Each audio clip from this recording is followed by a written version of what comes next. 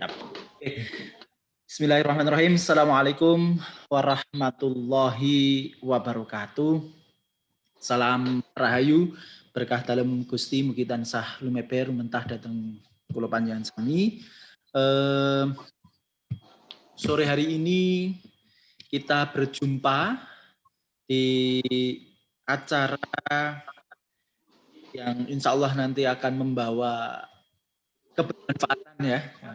Kita akan melaksanakan cara hibah berfaedah, menghibai musibah gitu ya.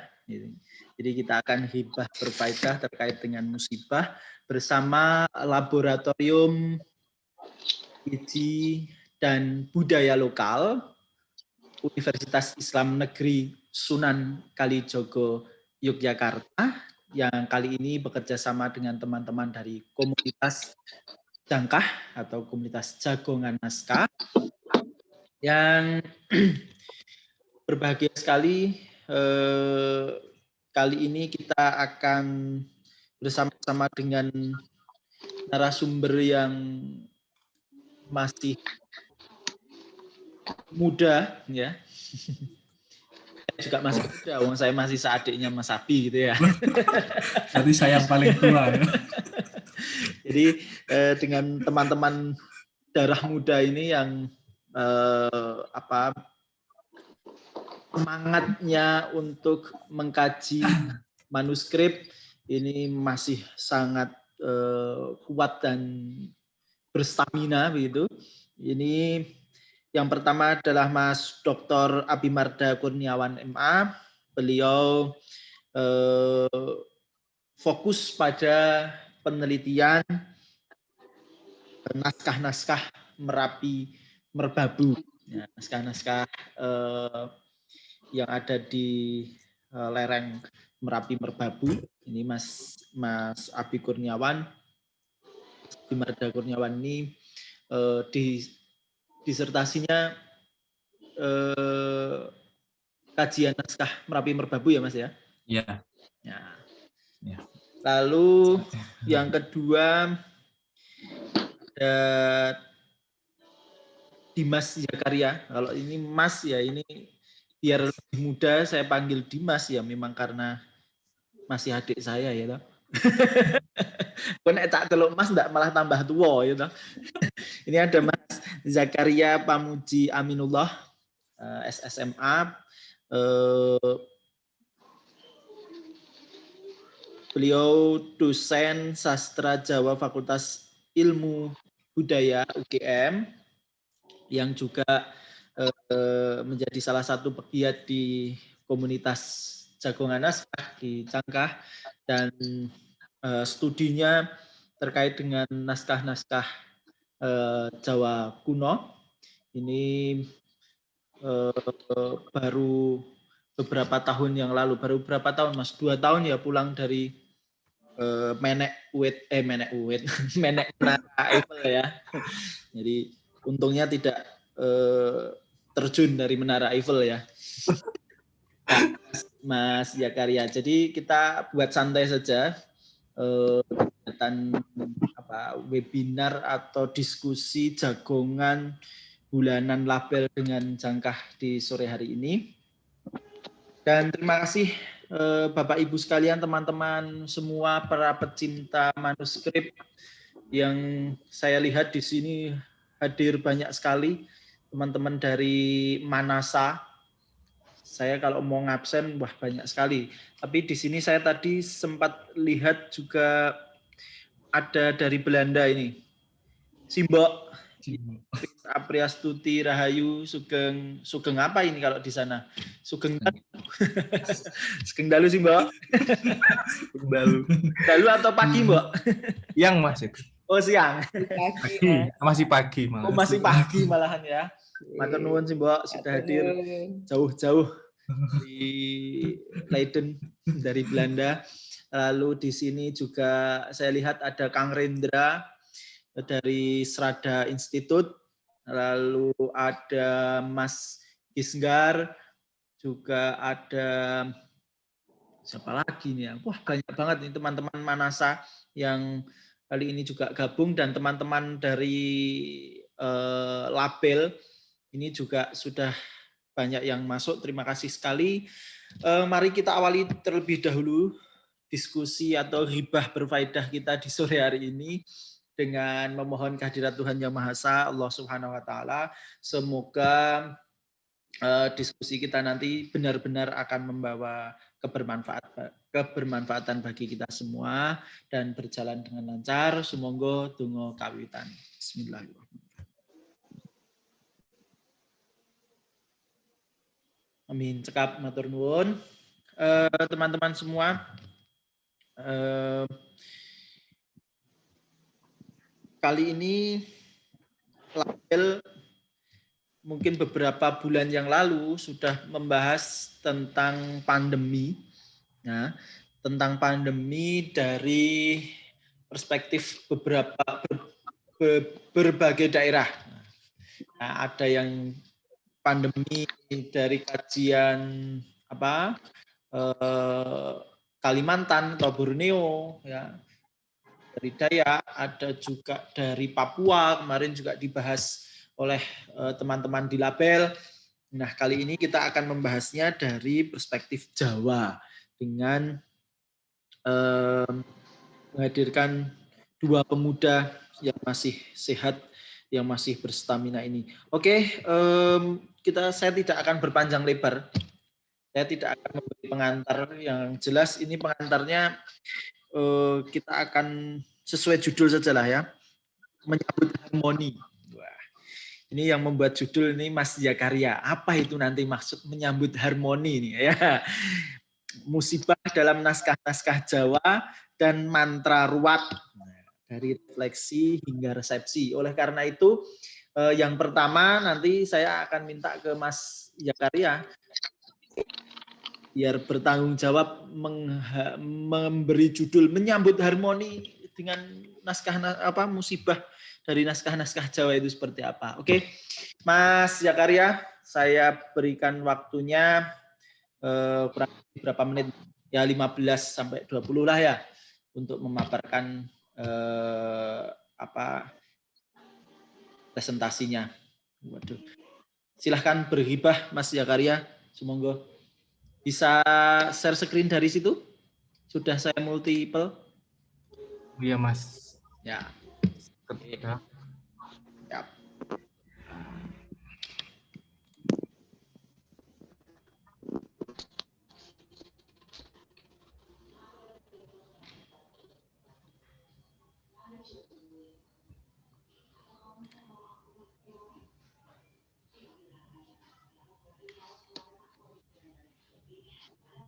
Kelihatan ya Mas? Sip, sudah. Nggih, matur nuwun Mas Bagus, teman-teman dari Laboratorium Religi dan budaya lokal, serta teman-teman di sini yang berbahagia, para pecinta naskah-naskah dari berbagai budaya. Ada Mas Abi, lalu ada senior saya, ada Bu Apriastuti atau Simbo, lalu di sini ada Mas Rendra, ini senior-senior saya semua. Tentunya saya mohon izin untuk menyampaikan materi terkait dengan bencana dan harmoni. Nah, ini kalau kita dari kurang lebih 1 tahun ya, kita membahasnya tentang kita mencari data-data terkait wabah, terkait pandemi, terkait bencana dalam naskah-naskah. Nah, ini satu hal yang perlu kita pikirkan adalah harmoni. Mungkin ini adalah tema yang sulit sebetulnya, karena juga ketika saya ditodong Mas Bagus, ayo ngomong gitu kan, ayo diskusi gitu. Saya mengusulkan harmoni karena kalau kita membicarakan harmoni itu kaitannya pasti dengan kebersamaan ya, intinya karena ini acara diskusi, saya mengajak teman-teman untuk membaca bersama dari teks itu seperti apa, dan lalu kita diskusikan harmoni seperti apa yang perlu kita realisasikan, perlu kita implementasikan dalam kehidupan sehari-hari dalam menyikapi pandemi yang sebenarnya masih berjalan, tapi vaksin sudah ada dan kita menunggu untuk divaksinasi, tetapi dalam hal ini kita masih perlu untuk membaca sumber-sumber dan untuk kaitannya mengantisipasi jika ada pandemi ataupun bencana lain yang nanti terjadi. Nah, untuk mengawali diskusi hari ini, mungkin kita akan bertolak pada kata bencana. Bencana itu berasal dari kata Sanskerta. Kalau saya tidak salah, Jimbo, ini ada ahli yang lebih senior daripada saya, dari akar kata wancati, bergerak ke sana kemari. Nah, tapi dalam arti Sanskertanya, ketika itu menjadi kata wancana, itu artinya tipu muslihat, atau ilusi, atau halusinasi. Nah, ini mungkin bisa kita kaitkan kalau kita berhalusinasi, kita berilusi, pasti akan ada malapetaka. Kayak seolah-olah, misal ini seperti saya menghalusinasikan punya istri Pevita Pierce. Nah, itu halusinasi. Itu ilustin pasti nanti akan ada malapetaka yang datang. Artinya nggak nikah-nikah karena selalu mendambakan perempuan yang seperti Pevita Pierce. Sama halnya dengan banyak halusinasi lain yang biasanya menimbulkan malapetaka ya. Nah, itu yang patut kita hindari. Nah, itu kemudian di Jawa kuno ada hampir sama, ada beberapa arti yang saya ambil dari GED dari Old Javanese English Dictionary-nya Romozut, artinya penipuan, tipu muslihat, licik. Ini perangkat, ini kayaknya saya salah memasukkan. Kemudian juga ada hal yang kaitannya dengan tipu muslihat atau curang, cobaan berat, malapetaka, pelecehan, dan lain-lain.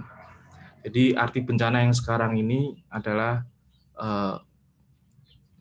spesifikasi dari kata Jawa kuno dan mungkin juga dari kata Melayu. Kalau teman-teman ada yang tahu, itu dari kata yang artinya penipuan, halusinasi, itu juga ada kata malapetaka yang kemudian muncul. Lalu karena ini hubungannya dengan refleksi dan resepsi ya, jadi mungkin kita sedikit melihat dulu dalam tradisi. Mungkin kita di sini saya kurang lengkap, mungkin tradisi lisan juga, karena tradisi lisan itu juga erat kaitannya dengan dengan transmisi budaya. Jadi di sini kita dudukkan bencana itu sebagai fakta ya, entah itu wabah, kemudian ada bencana alam yang pernah terjadi di Jawa sendiri.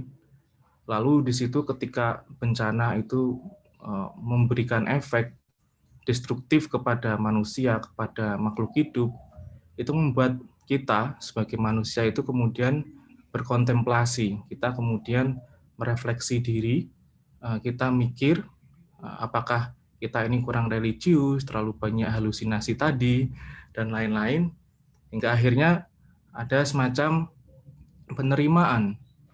Nah, penerimaan itu kemudian diwujudkan dalam berbagai hal, termasuk dalam tradisi tulis ya, rekaman-rekaman yang menceritakan fakta-fakta tadi. Dan di sini ada rekaman, ada reka. Jadi ada berdasarkan fakta itu tadi, kemudian direka menjadi informasi yang sifatnya mungkin ada hubungannya dengan keindahan, dengan dengan hal yang bisa dibaca secara menghibur. Kemudian ada simbol atau metafora, di situ kemudian bencana-bencana dimasukkan dalam simbol-simbol, dalam metafora-metafora, di dalam sebuah naratif yang itu menceritakan hubungan antara bencana dengan banyak hal. Nah, kemudian yang selanjutnya adalah sakral. Nah, mungkin kaitannya dengan sakral ini nanti akan saya berikan pada Mas Abi, karena Mas Abi yang lebih paham terkait naskah-naskah yang mengandung mantra. Nah, mantra hubungannya dengan bencana itu seperti apa? Nah, nanti itu Mas Abi yang akan berbicara lebih lanjut. Kita mungkin masuk ke masalah rekaman. Nah, rekaman ini berarti kaitannya dengan informasi terkait bencana yang pernah terjadi. kita mungkin bisa menjadikan babat sangkala ya, ini di versi Merapi Merbabu di nomor L216.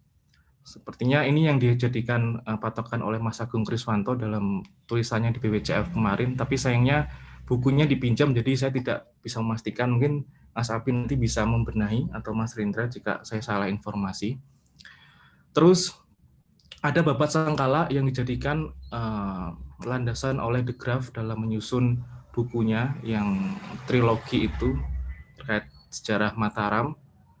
Di situ disebutkan banyak hal yang banyak hal terkait cerita sejarah yang kronologinya ditulis di situ. Lalu ada serat babat sangkala yang versi Kasunanan juga, mungkin Mas Rindra nanti bisa cerita apakah di situ juga memuat tentang bencana di situ. Lalu kita juga bisa misalnya melihat naskah serat Palilindon yang diliti oleh Mas Gisenggar di sini. Ini mungkin juga Mas Gisenggar nanti bisa berbicara sedikit terkait bencana dalam serat Palilindon. Nah, mungkin dari apa yang saya sajikan di sini kita bisa melihat informasi, yaitu juga saya petik dari bukunya De Graaf bahwa di antara tahun 1625 sampai 1627 itu ada wabah selain atau ada bencana lain selain perang dan orang mati karena perang, tapi juga orang mati karena penyakit. Dan kebetulan di sini penyakit yang direkam itu adalah penyakit paru-paru kalau berdasarkan laporan Belanda.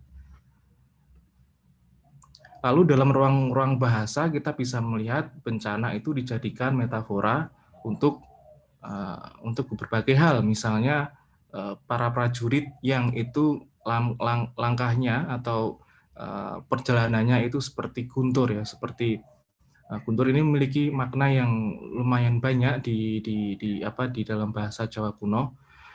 Salah satunya aliran lava itu juga kalau nggak salah bisa diartikan sebagai guntur, atau banjir pun juga bisa diartikan, guntur itu juga bisa diartikan sebagai banjir. Ini dalam ruang-ruang bahasa. Saya akan coba lanjut saja karena waktunya sangat singkat ya. Mungkin kita awali dari simbol tadi ya, dari metafora tadi, bahwa ada rekaman terkait bencana ketika para dewa dan para asura itu mencoba untuk mencari air amerta. Nah, kita semua tahu bahwa amerta ini adalah air suci yang bisa mengabadikan kehidupan orang. Dan di sini kita melihat cerita Samudra Mantana yang termaktub di dalam Adiparwa. Kita semua di sini pasti tahu, dulu saya diajar oleh Pak Harto tentang hal ini, dan mungkin ini kita akan melihat. Nah, kalau kita melihat di sini ketika Gunung Mandara itu diputar, itu terdapat bencana atau musibah yang melanda di darat maupun di laut. Di darat kita bisa melihat di situ pohon-pohon bebatuan itu terlempar ke sana kemari, terpisah dari satu dengan yang lain karena saking cepatnya Gunung Mandara itu diputar, Mandara Calapinuter itu. Lalu di situ ada gesekan tali yang memunculkan api yang bersinar-sinar tanpa pramana, yang tak terbatas, yang membakar hutan-hutan sampai dengan makhluk yang ada di situ, termasuk binatang buruan, ada singa, ada babi hutan dan lain-lain. Mereka lari tanpa tahu tujuan. Ikan-ikan yang ada di laut pun juga sama, terlempar ke segara Lawana karena saking kencangnya angin yang memutar karena efek dari Gunung Mandara itu. Nah, bencana yang terjadi di darat dan di laut akibat Gunung Mandara yang diputar itu kemudian memunculkan air amerta. Nah, apakah air amerta ini ada atau tidak, jelas kita tidak tahu, tapi yang jelas air amerta ini adalah semacam metafora dari apa yang kita temukan, apa yang ada di dalam alam itu sendiri yang bisa kita pakai untuk mengobati penyakit, untuk membuat kita punya stamina yang lebih dalam menjalani hari dan lain-lain.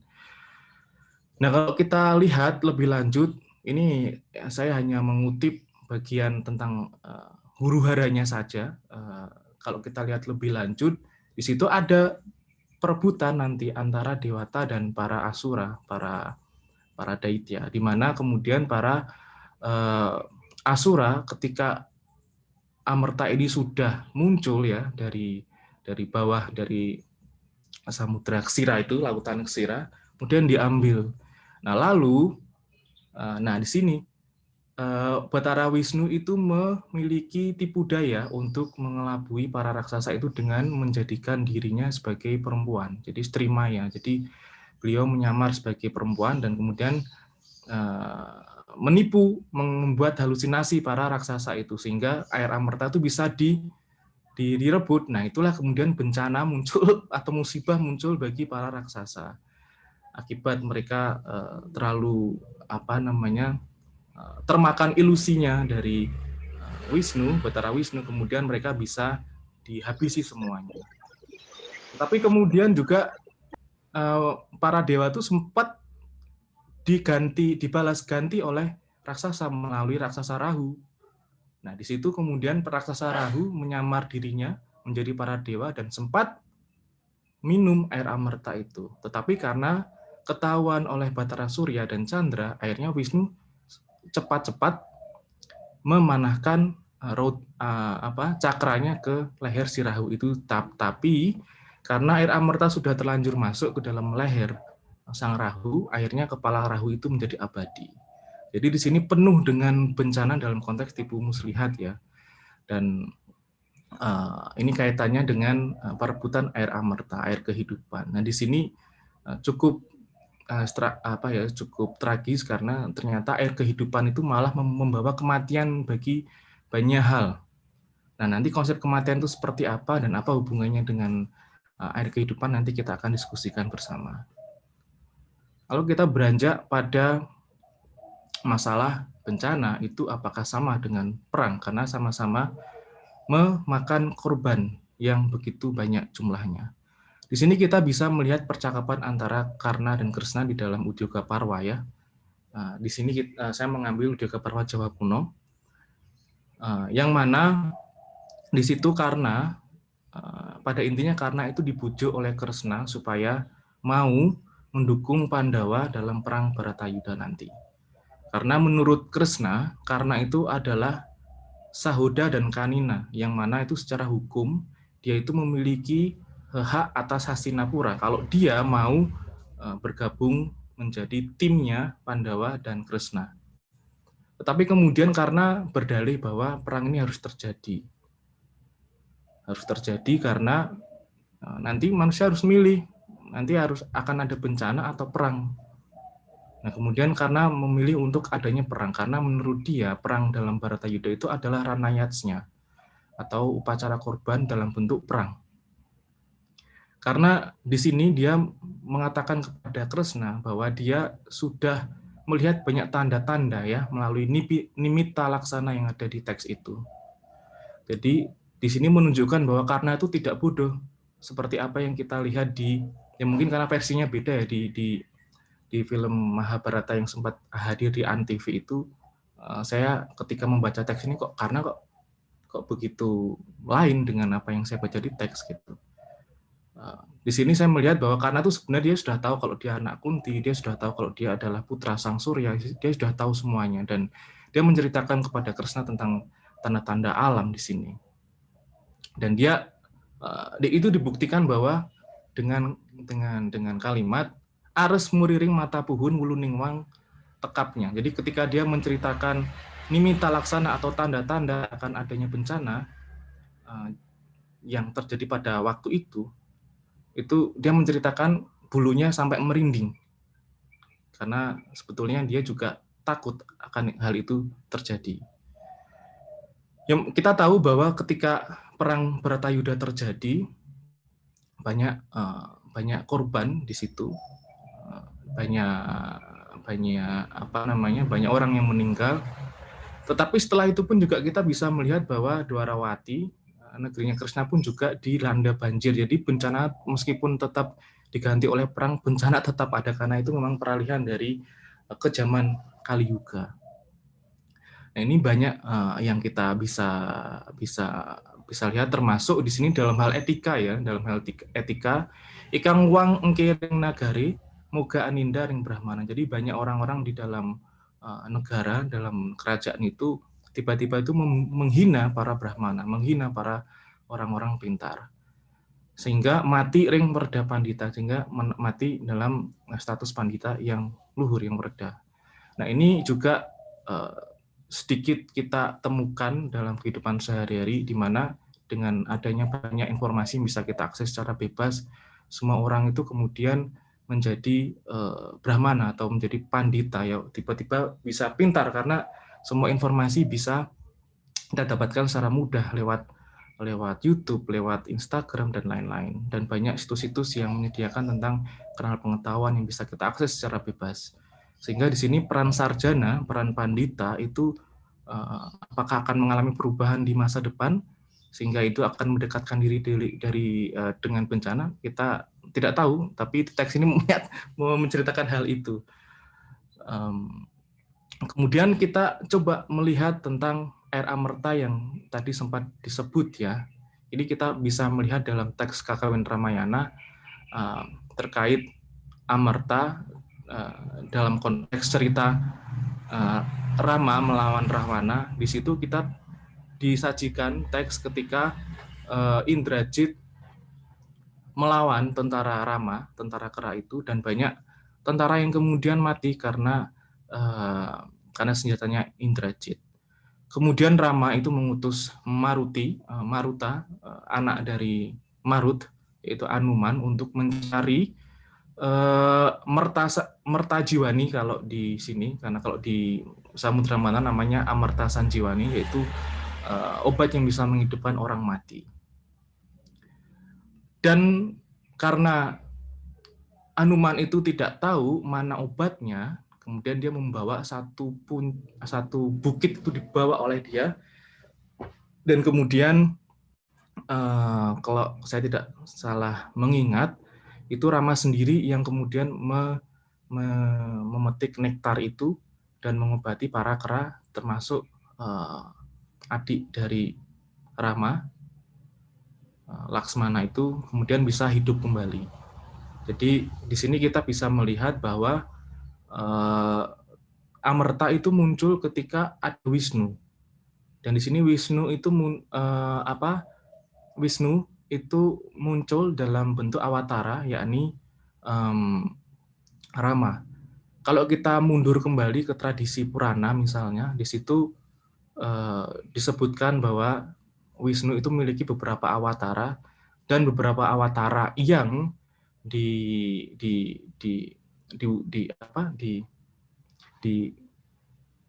awatara yang dijadikan oleh Wisnu, dari mulai yang pertama itu kaitannya dengan bencana semuanya, dari mulai Matsya, kemudian di sini kurma ya, ketika kita tadi kembali ke masalah Samudra Mantana, Wisnu menjadi kurma, di situ juga ada katastrofi ya, hewan-hewan itu tewas, kemudian juga raksasa tewas, ada pertempuran antara dewa dan asura.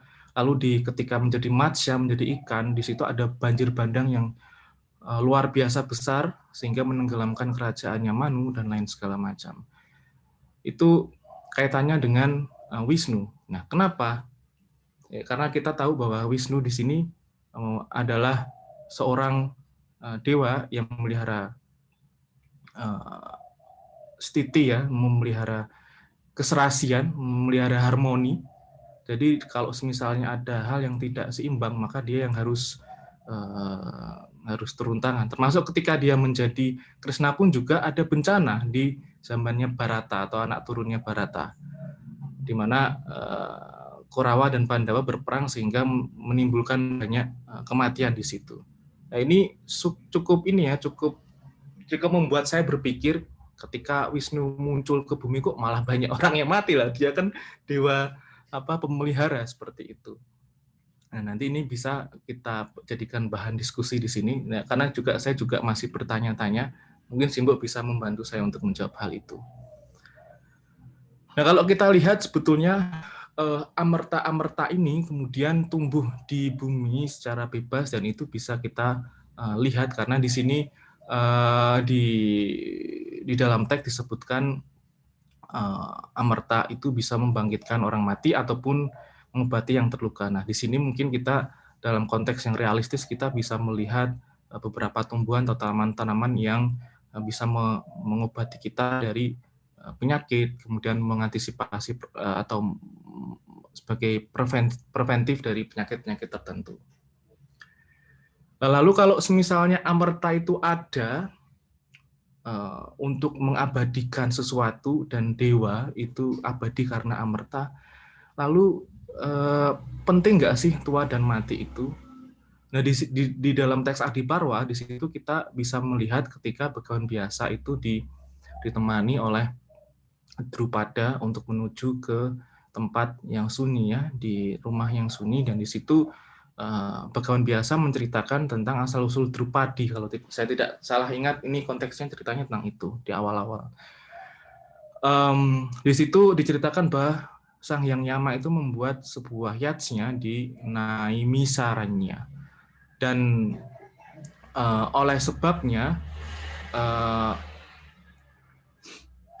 swarga loka itu swasta abadi tanka tekan wiyadi marana, tidak terkena wiyadi dan tidak terkena marana. Jadi kita harus mengartikan itu sebagai dua-dua, tidak terkena tua dan tidak terkena mati. Demikian juga manusia loka, dunia manusia. Jadi tidak ada tua dan tidak ada kematian. Jadi sama antara swarga loka dan manusia loka. Itulah yang kemudian membuat para dewata murka, ya, termasuk di sini atau utamanya di sini adalah Sang Hyang Indra. Karena jadi tidak ada bedanya antara dunia manusia dan dunia dewata. Sehingga pada akhirnya dia menemui Batara Brahma untuk menanyakan hal itu. Lalu di situ kemudian Batara Brahma mengatakan bahwa jangan khawatir, bahwa kalaupun sekarang ini makhluk hidup itu tidak dapat tua dan mati itu karena Sang Hyang Yama itu sedang membuat yatsnya. Kalau sudah selesai pun semuanya akan kembali ke seperti semula. Nah, di sini kita melihat adanya hal yang mungkin kok dewa kok egois ya, kok serakah ya. Kenapa mereka tidak boleh mati sementara kita harus tua dan harus mati? Seperti itu. Nah, apakah di sini ada ajaran harmoni yang ingin disampaikan? Bisa jadi iya, dan ini perlu kita diskusikan nantinya. Karena apa? Karena kita tahu bahwa ada teori dari Biardo, kalau saya tidak salah ingat, bahwa semua kisah yang kaitannya dengan epos itu selalu terkait dengan kosmologi, ya, termasuk kisah Mahabharata dan kisah-kisah lainnya. Dan itu kemungkinan juga turun di teks-teks yang kita baca saat ini, terutama di teks-teks Jawa kuno. Kaitannya dengan hal itu bisa kita maknai sebagai ini, ya, sebagai ada hubungannya dengan cokro manggiling, bahwa dunia itu berputar, ada yang di bawah, ada yang di atas, ketika nanti tua harus mati, kemudian ada muncul lagi generasi baru. Nah, itu mungkin yang ingin disampaikan di sini. Nah, kenapa kemudian dewa itu harus diabadikan? Nah, karena dewa itu adalah representasi dari alam itu sendiri. Jadi ketika representasi dari alam itu dimatikan, maka akan ada ketidaksuburan di sana. Misalnya Indra sebagai representasi petir dan hujan, ketika dia harus dimatikan dalam kisah-kisah tertentu, maka akan ada chaos, akan ada bencana yang itu tidak menyeimbangkan alam. Misalnya di kisah ketika Indra itu melawan Wertra, karena Wertra atau Werta itu adalah representasi dari naga yang menelan awan hitam yang membawa hujan. Nah, itu banyak hal yang bisa kita diskusikan sebetulnya tentang itu. Tetapi ya ini karena tema yang sangat sulit, dan kebetulan saya juga mempelajari teks-teks Jawa kuno, sehingga saya ingin melihat konsep-konsep ini dan nantinya saya ingin mendiskusikan bersama-sama dengan teman-teman. Lalu di situ juga kita bisa melihat ini ya, apa namanya, kaitannya dengan karma, dengan balasan yang kita terima ketika kita menghargai semua makhluk. Ini kaitannya dengan harmoni yang bisa kita laksanakan di kehidupan saat ini. Jadi ketika kita menghargai semua makhluk, kita dijanjikan menurut teks ini tidak akan terkena penyakit menular dan halangan. Jadi di sini ada semacam ajaran advice tentang harmoni yang bisa kita petik di sini, bahwa ketika ada penyakit yang mengenai kita atau ada halangan yang terjadi secara masif, itu kita harus berpikir kembali apakah kita sudah menghargai semua makhluk. Kemarin di hari Selasa, ketika saya berdiskusi bersama dengan teman-teman dari PNRI, dari Perpusnas, kita membaca bersama tentang teks-teks fabel, di mana di situ ada antropomorfisme yang terjadi ketika hewan atau binatang itu didudukkan sebagai manusia, punya karakter seperti manusia, memiliki empati seperti manusia. Di situ ada upaya yang dilakukan secara tidak langsung oleh manusia agar binatang itu juga dihargai sama halnya seperti kita. Lalu itu pun juga terjadi di teks Agastya Parwa ketika kita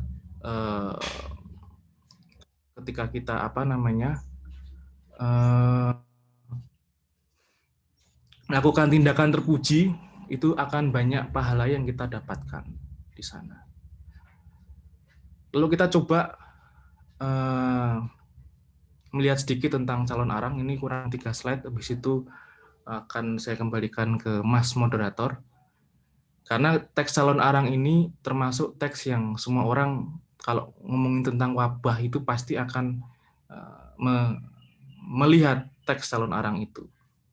Satu hal yang membuat saya bertanya-tanya ketika membaca teks calon arang bersama-sama di kelas, di angkatan 2017 tahun lalu, ketika kebetulan saya mengampu mata kuliah teks prosa Jawa Pertengahan, itu adalah ketika Empu Baradah itu mampu mengalahkan calon arang, karena calon arang itu sempat terbakar ketika beradu sakti dengan Empu Baradah, itu Empu Baradah malah menghidupkan kembali calon arang dan diajari tentang ajaran moksa sebelumnya kembali ke Rahmatullah. Konteks sekarang Rahmatullah. Sebelum kembali ke Rahmatullah, calon arang dihidupkan kembali oleh Empu Baradah, kemudian diajari tentang ajaran moksa. Tapi satu hal yang saya masih terheran-heran adalah, lalu gimana orang-orang yang kemudian sudah disantet oleh calon arang, itu sudah terlanjur mati, itu kok gak dihidupkan kembali? Dan bagaimana dengan orang yang dijadikan korban upacara yatsnya oleh calon arang di sebuah kuburan itu juga dia mengorbankan manusia di sana, dan itu kok tidak dihidupkan kembali oleh Empu Baradah? Itu hal yang menjadi pertanyaan saya. Dan kalau memang kita berpijak pada tataran naratif strukturalis yang sekarang ini sering kita anut untuk membaca teks, itu tidak akan tidak akan sampai, karena kita akan melihat sisi baik dan buruk saja di dalam teks tanpa kita melihat sisi kosmologisnya yang terkandung di dalamnya. Karena di situ banyak simbol-simbol yang bisa kita lihat, ya kita bisa membahasakan itu simbol, meskipun bisa jadi itu lebih dari sekedar simbol sebenarnya. Bahwa kita tahu calon arang itu adalah pemuja Durga, dan Durga itu merupakan 3 dewi yang sering ditampilkan dalam 3 hal, yaitu penakluk Asura, kemudian Dewi Kesuburan, dan Dewi Penyakit Menular. Dan di situ ada semacam piulang mungkin yang tersirat, ya tidak tersurat, yang disampaikan kepada kita bahwa di situ ketika ada korban, ada kematian di mana-mana, maka di situ akan muncul amerta, akan muncul semacam kehidupan baru yang itu bisa dipakai oleh generasi muda seterusnya. Kalau kita lihat dari awal, dari Samudra Mantana, kemudian juga dari ketika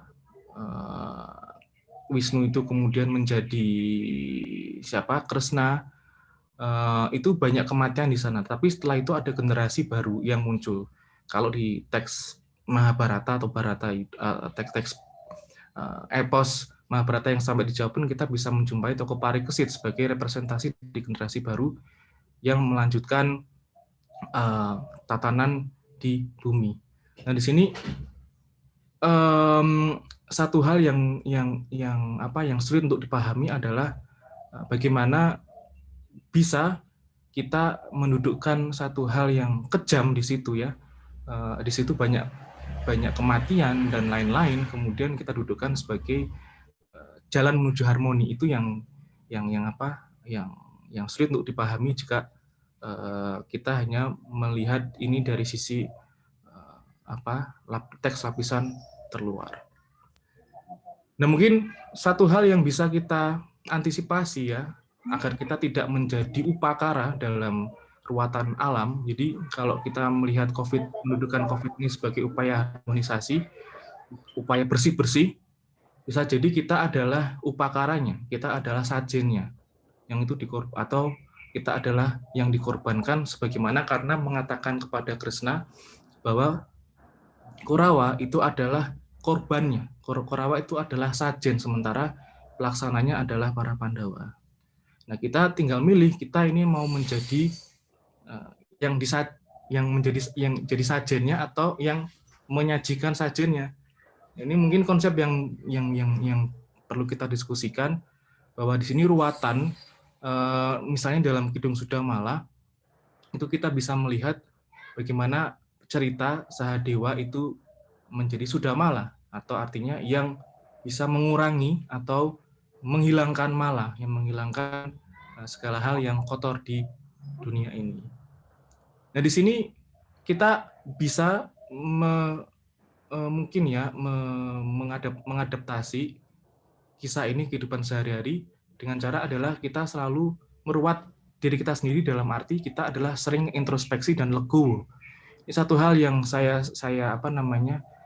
akui, bahwa legowo itu adalah satu hal sikap yang sulit untuk kita kita laksanakan, apalagi untuk introspeksi diri, karena satu hal chaos atau katastrofi dalam hal sosial itu kadang-kadang itu karena kita tidak legowo dengan kolega, dengan teman dan lain-lain ketika kita diskusi.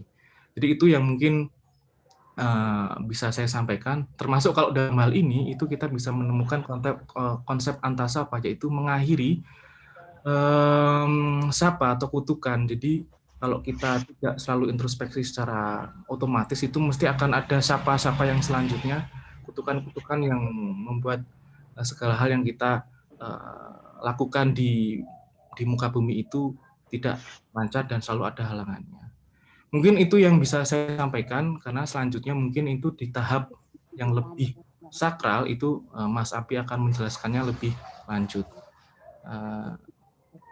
Kalau sekiranya ada kesalahan ataupun hal yang tidak disetujui atau hal yang menyinggung, saya mohon maaf yang sebesar-besarnya, karena di sini saya mengharapkan diskusi yang positif dari para peserta yang ada di sini. Begitu Mas Bagus, sekian presentasi dari saya.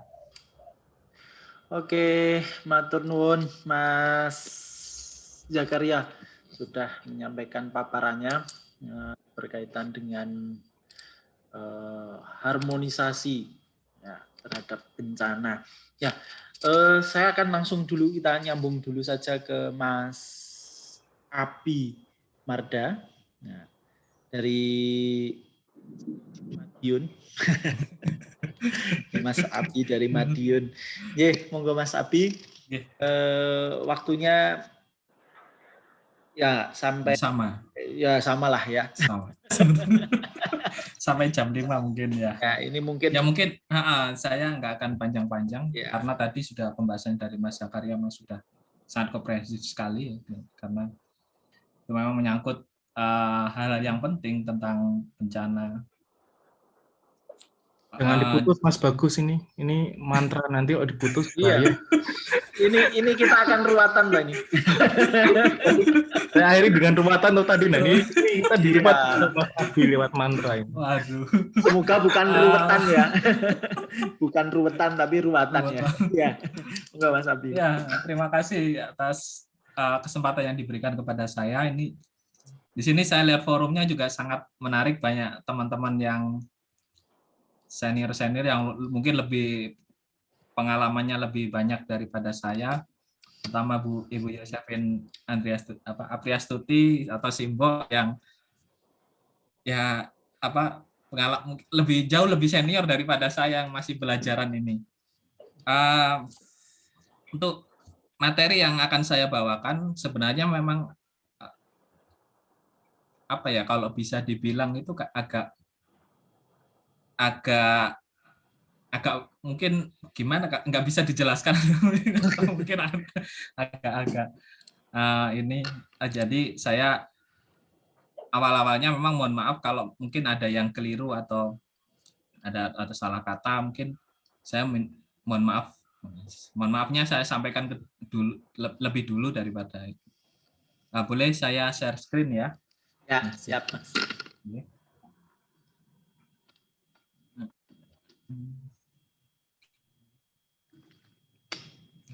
Sebentar.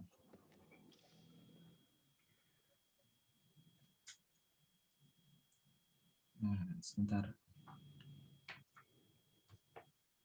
Nah, ini yang sebenarnya saya nggak ke naskah Merapi Merbabu dulu, tapi saya ingin berusaha untuk memahami tentang konsep mantra-mantra ruwat ini, karena memang ini masih dalam proses, sebenarnya masih prosesnya mungkin sangat panjang untuk meneliti masalah mantra-mantra ini. Walaupun saya ada beberapa istilahnya beberapa pemahaman yang saya dapatkan, mungkin sedikit banyak akan saya share. Saya lebih ke mantra ruwatnya ini mantra ruwat yang baru ya, yang kaitannya dengan ritual ruwatan secara umum yang kita kenal sekarang. Mungkin sudah jarang ya sekarang kalau kita lihat pementasan ruwatan gitu sudah nggak banyak. Saya terakhir kali melihat langsung pementasan wayang ruwatan itu sekitar 2 tahun yang lalu di Magetan. Waktu itu memang ada kerabat yang sedang mengadakan ruwatan. Itu sebenarnya baru kali pertama saya lihat wayang ruwatan. Sebelumnya karena saya tinggal di Surabaya yang kota besar, mungkin hampir nggak pernah tahu masalah-masalah seperti itu. Jadi ini agak menakjubkan, pentas wayang diselenggarakan siang-siang gitu. Jadi istilah ruwat sendiri ini saya sebenarnya agak nggak enak juga ya Kak Mas. Tadi seperti yang dikatakan Mas Zakaria yang istilahnya yang sakral. Waduh, kok sakral ya. Jadi saya agak ini istilahnya agak nggak pede gitu, takut salah kalau ngomongnya salah gitu. Tapi ini namanya juga diskusi ya, kita sama-sama belajar. Pengertian ruwat sendiri ya saya nggak jauh-jauh dari kamusnya Romo Zut tentang bagaimana menaklukkan kala sebagai orang yang sebagai sosok raksasa yang memangsa orang-orang itu. Nah, jadi di sini ada beberapa pengertian yang sama, istilah yang sama, itu misalnya lukat atau racut.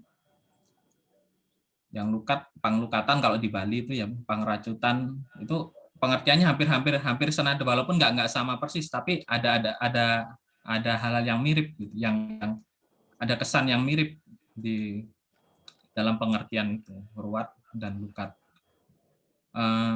Tapi ini saya masih mengulang hal-hal yang mungkin teman-teman sudah sangat paham tentang masalah ini.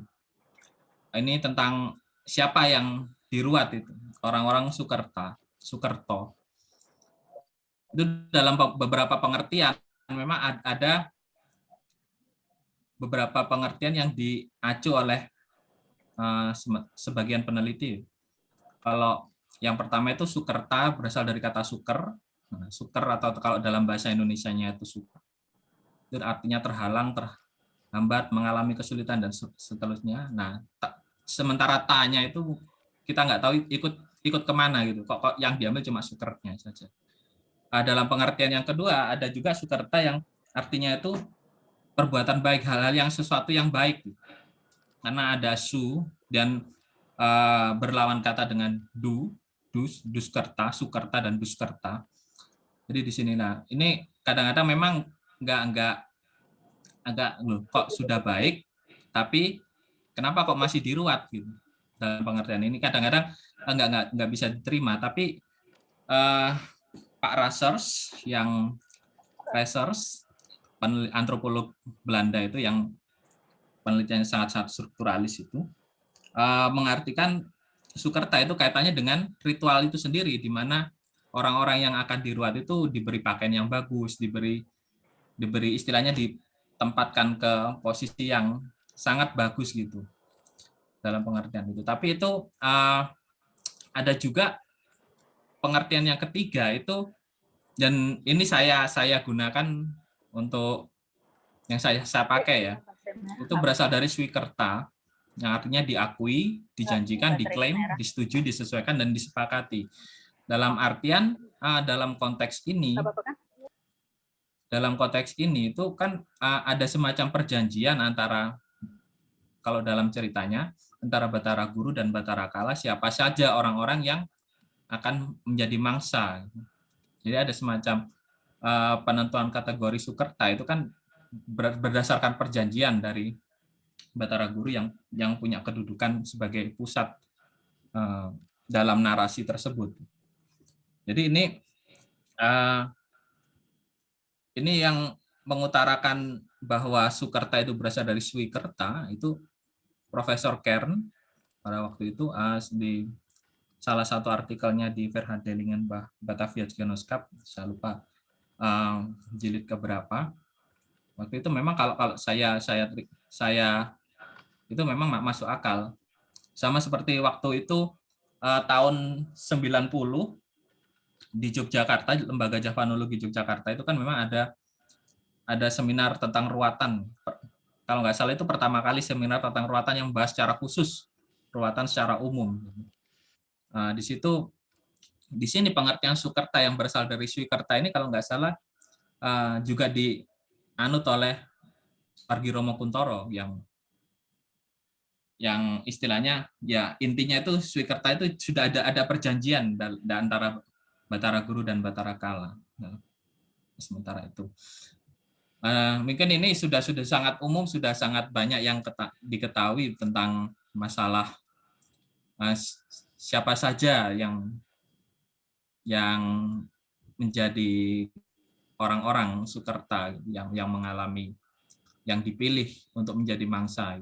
Ada 60 jenis dan jumlahnya ini kadang-kadang bervariasi, lebih sering bervariasi antara misalnya satu teks pakem ruatan yang satu dengan yang lain itu jumlahnya bervariasi. Tapi ini yang saya gunakan di Pangeruatan Murwakala dari Ertanoyo.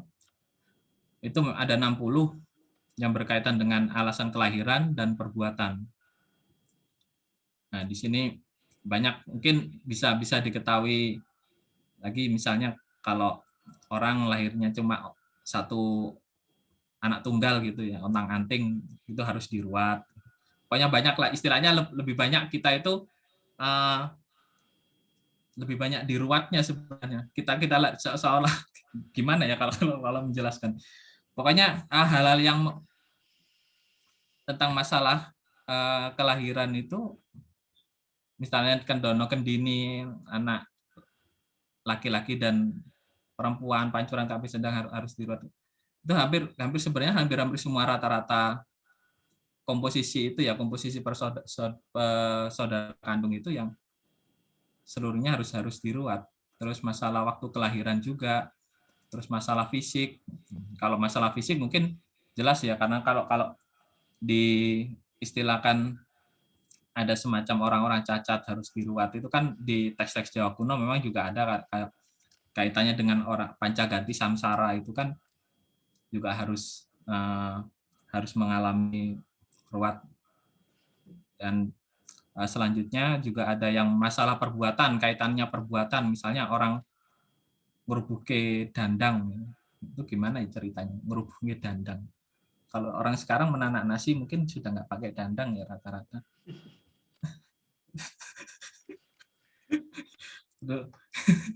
Angguang tumo urip ngobong kulit bawang temen ngobong rambut. Misalnya kalau ini sore-sore jam segini orang tidur gitu, antara pergantian antara siang ke malam itu kan juga orangnya harus diruat, itu ada perbuatan yang pokoknya semua yang kaitannya ada di luar tindakan di luar normal gitu, dalam pengertian itu.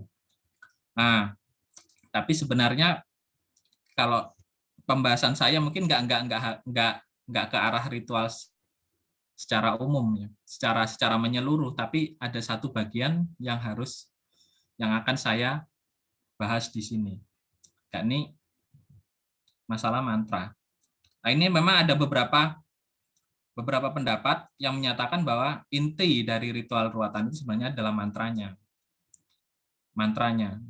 Bagaimanapun istilahnya, misalnya kalau ada pendapat dari penelitian Pak Research juga, karena dalam pengertian ini wayang itu istilahnya kalau ada ritual ruatan itu ada wayang, terus ada dalangnya membaca mantra. Sebenarnya kalau dalam pandangan Pak Research itu wayangannya itu sebenarnya bukan yang inti, itu baru ditambahkan. Yang penting adalah mantranya, doa-doanya itu yang penting untuk ruatan dalam pengertian.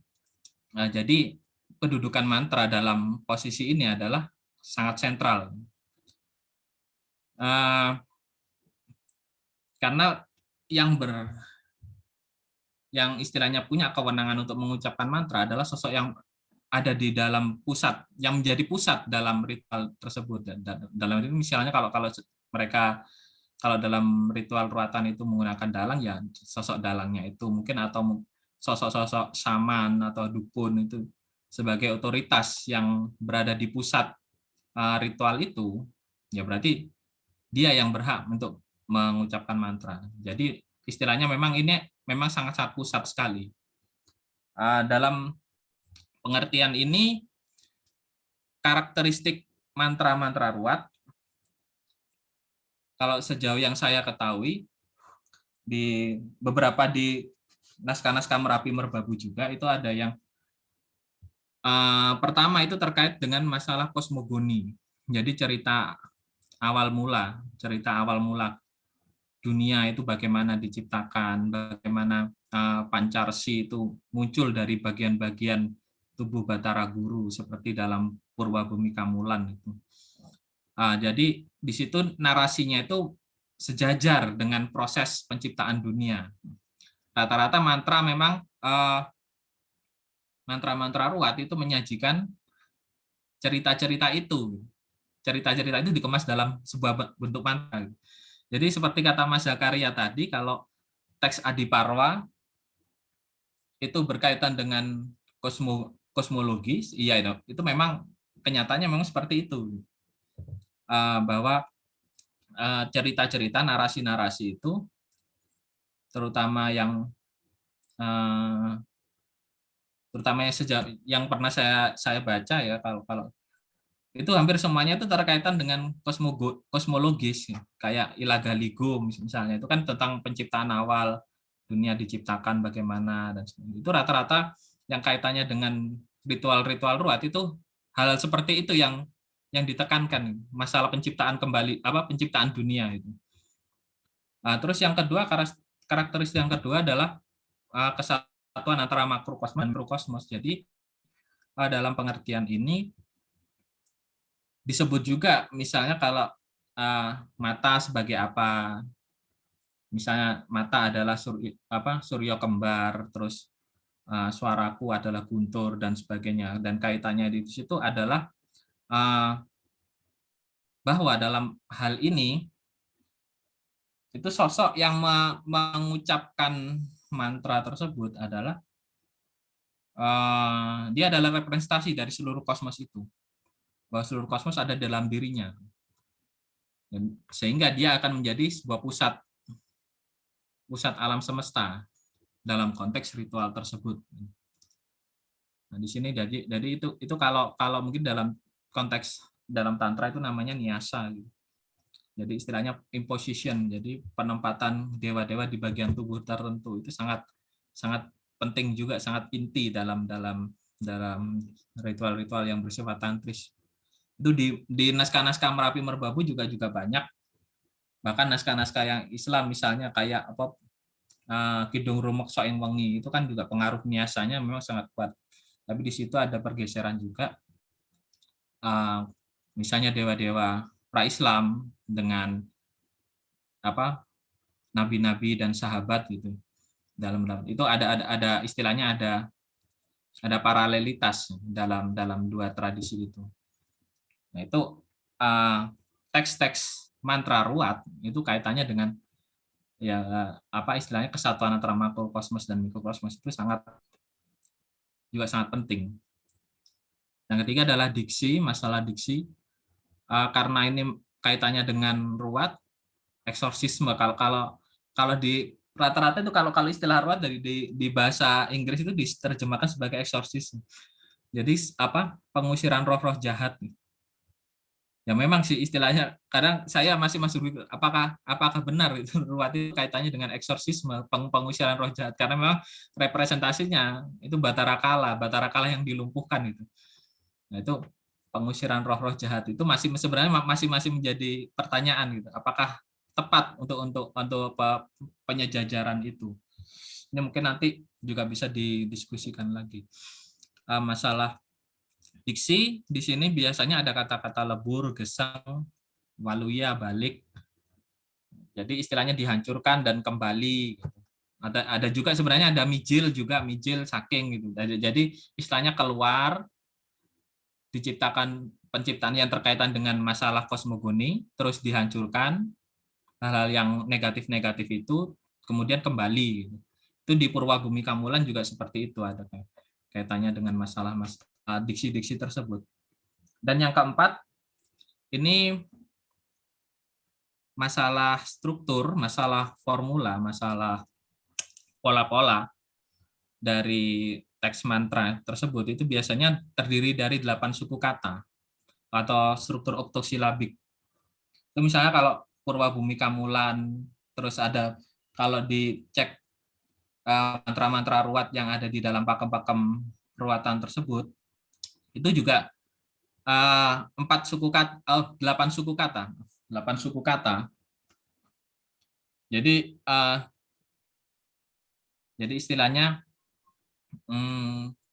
memang sangat terpola. Jadi nggak istilahnya itu nggak angger moco gitu nggak. Tapi ada istilahnya, ada pola-polanya. Dan satu baris itu terdiri dari 8 suku kata. Misalnya gini, ini yang saya ambil. Misalnya yen ono kering kedada ngelu puyeng pilek batuk. Ya, masing-masing baris ini kan yang saya tandai dengan angka 8 ini terdiri dari 8 suku kata gitu, setiap baris. Nah, di sini ada permasalahan juga karena ini yang pernah dibahas oleh Pak Christian Hoikas di dalam salah satu monografinya tentang Kama Enkala kalau nggak salah gitu. Ini apakah bersumber dari metrum India atau dari pola-pola lokal? Ini kan kalau yang di dalam sistem prosodi India itu, di sistem metrum India itu ada namanya Anustup, yang mungkin Mas Zakaria sudah sangat paham. Anustup yang terdiri dari satu baris terdiri dari 8 suku kata, dan ini sangat lazim misalnya dalam seloka-seloka di teks-teks tutur tatwa itu metrumnya metrum Anustup. Terus juga yang mungkin petunjuk yang paling tua, yang ada petunjuk tertulis yang paling tua ya di Indonesia ini ya misalnya di Prasasti Yupa dan Cariten itu yang prasasti Tugu juga yang menggunakan metrum anustuk 8 suku kata itu. Jadi ini memang sangat umum sekali dalam pola metrikal yang digunakan.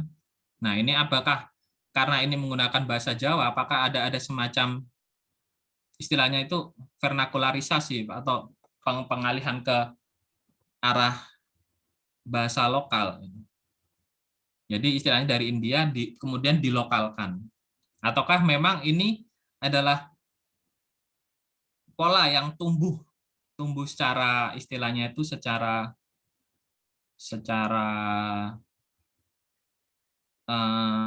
istilahnya tumbuh di lingkungan itu sendiri gitu. Nah, istilahnya itu apa? Jadi misalnya pola-pola 8 suku kata ini juga bisa ditemukan di pantun Sunda.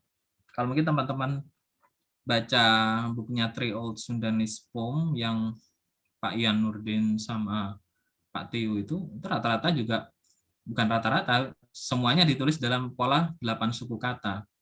Terus ada juga beberapa teks dari Rejang itu yang jadi tulisannya Kalyaspan, itu juga pola 8 suku kata. Terus ada beberapa di Kronik Wajo juga menggunakan 8 suku kata.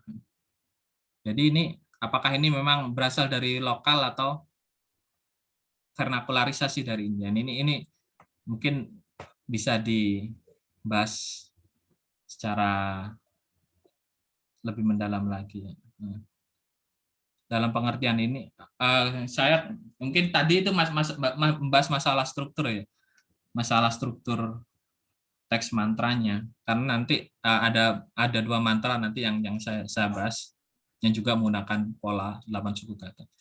Dari segi etimologi, mantra yang kaitannya dengan pikiran, mind kalau dalam bahasa Inggris, manah, lembah manah kalau dalam bahasa Jawa, dan tra, sufiks yang menyatakan instrumen, kayak sastra, penyatra itu yang kaitannya dengan instrumen.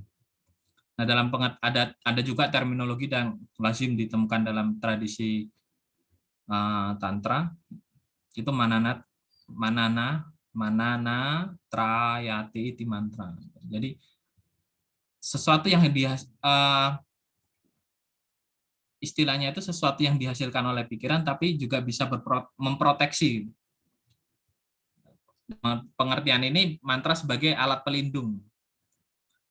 Nah, selanjutnya, jadi sebagai alat pelindung, dia punya fungsi pragmatik. Malam mingguan nih. Mempunyai fungsi pragmatik, dia punya istilahnya itu bahasa-bahasa yang digunakan dalam mantra itu punya efek dalam untuk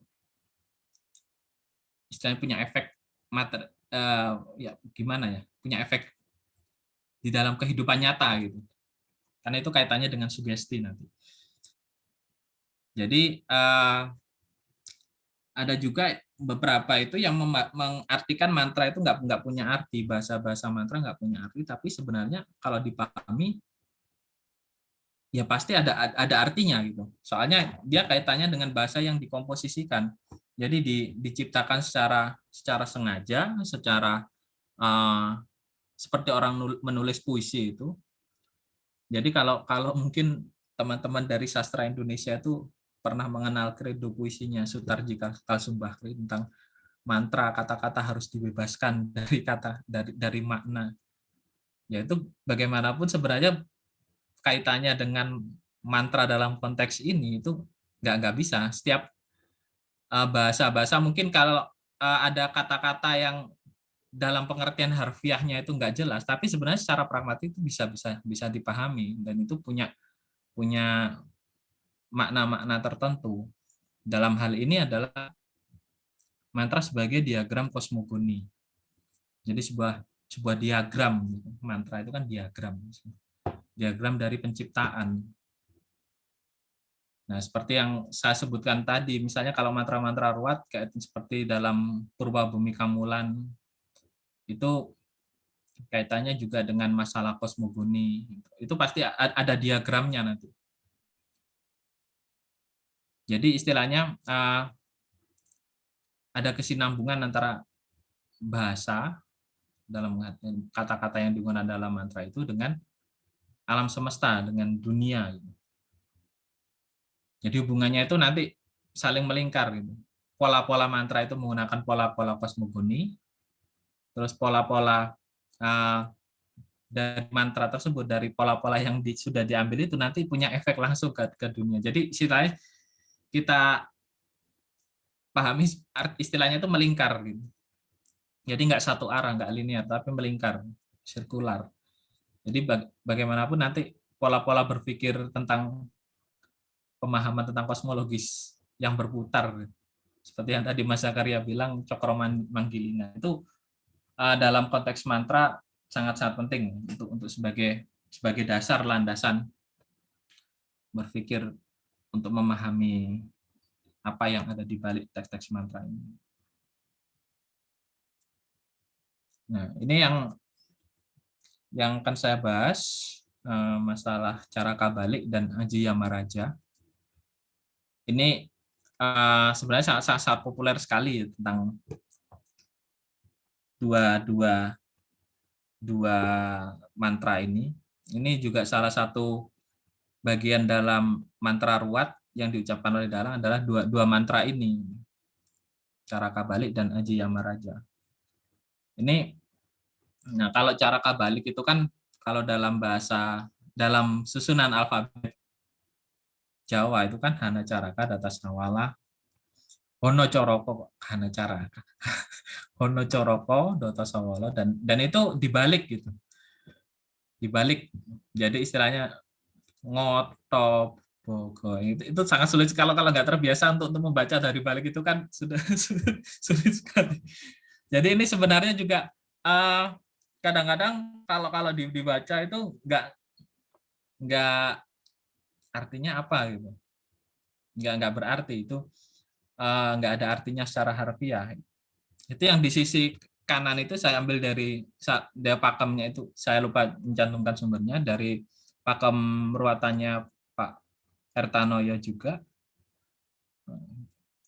Itu kan istilahnya artinya apa gitu. Tapi memang ada beberapa kali ada silabel-silabel yang disisipkan. Ini dalam satu baris ini ada 8. Ada silabel-silabel yang disisipkan itu dari dimulai dari nga dulu, ngo terus sampai ke ho. Jadi cara kabalik. Ini sebenarnya juga ada cerita yang menarik tentang masalah cara kabalik ini. Suatu ketika ada kerabat juga itu sering mimpi buruk gitu. Kalau kamu nanti mimpi buruk, nanti kamu harus ini ya, coba baca Hono Coroko tapi diwalik gitu. Hono Coroko tapi diwalik gitu. Biar kamu nggak diserang mimpi buruk lagi.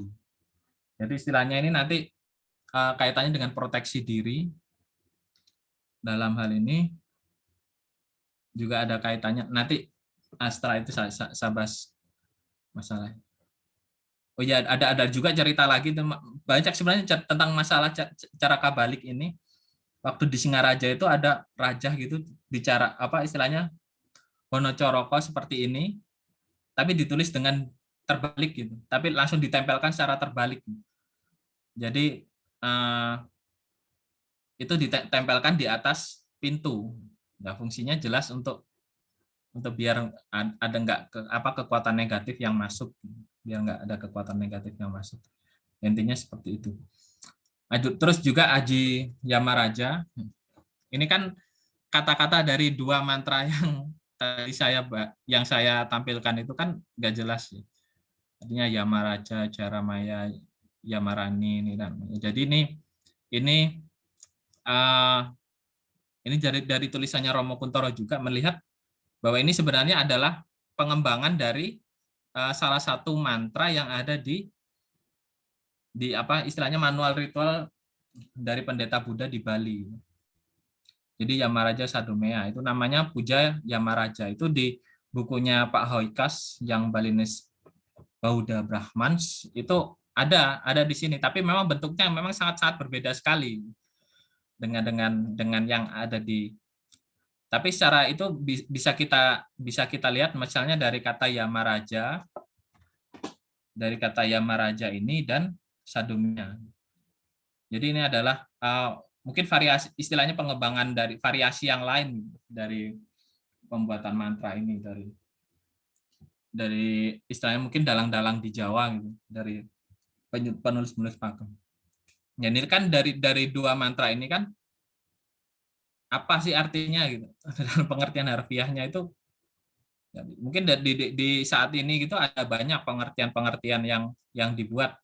Ini itu artinya seperti ini itu artinya. Tapi itu mungkin dari penafsiran yang itu ya. Tapi dari segi harafiah, arti-arti harafiah ini kan sebenarnya sulit sekali dipahami.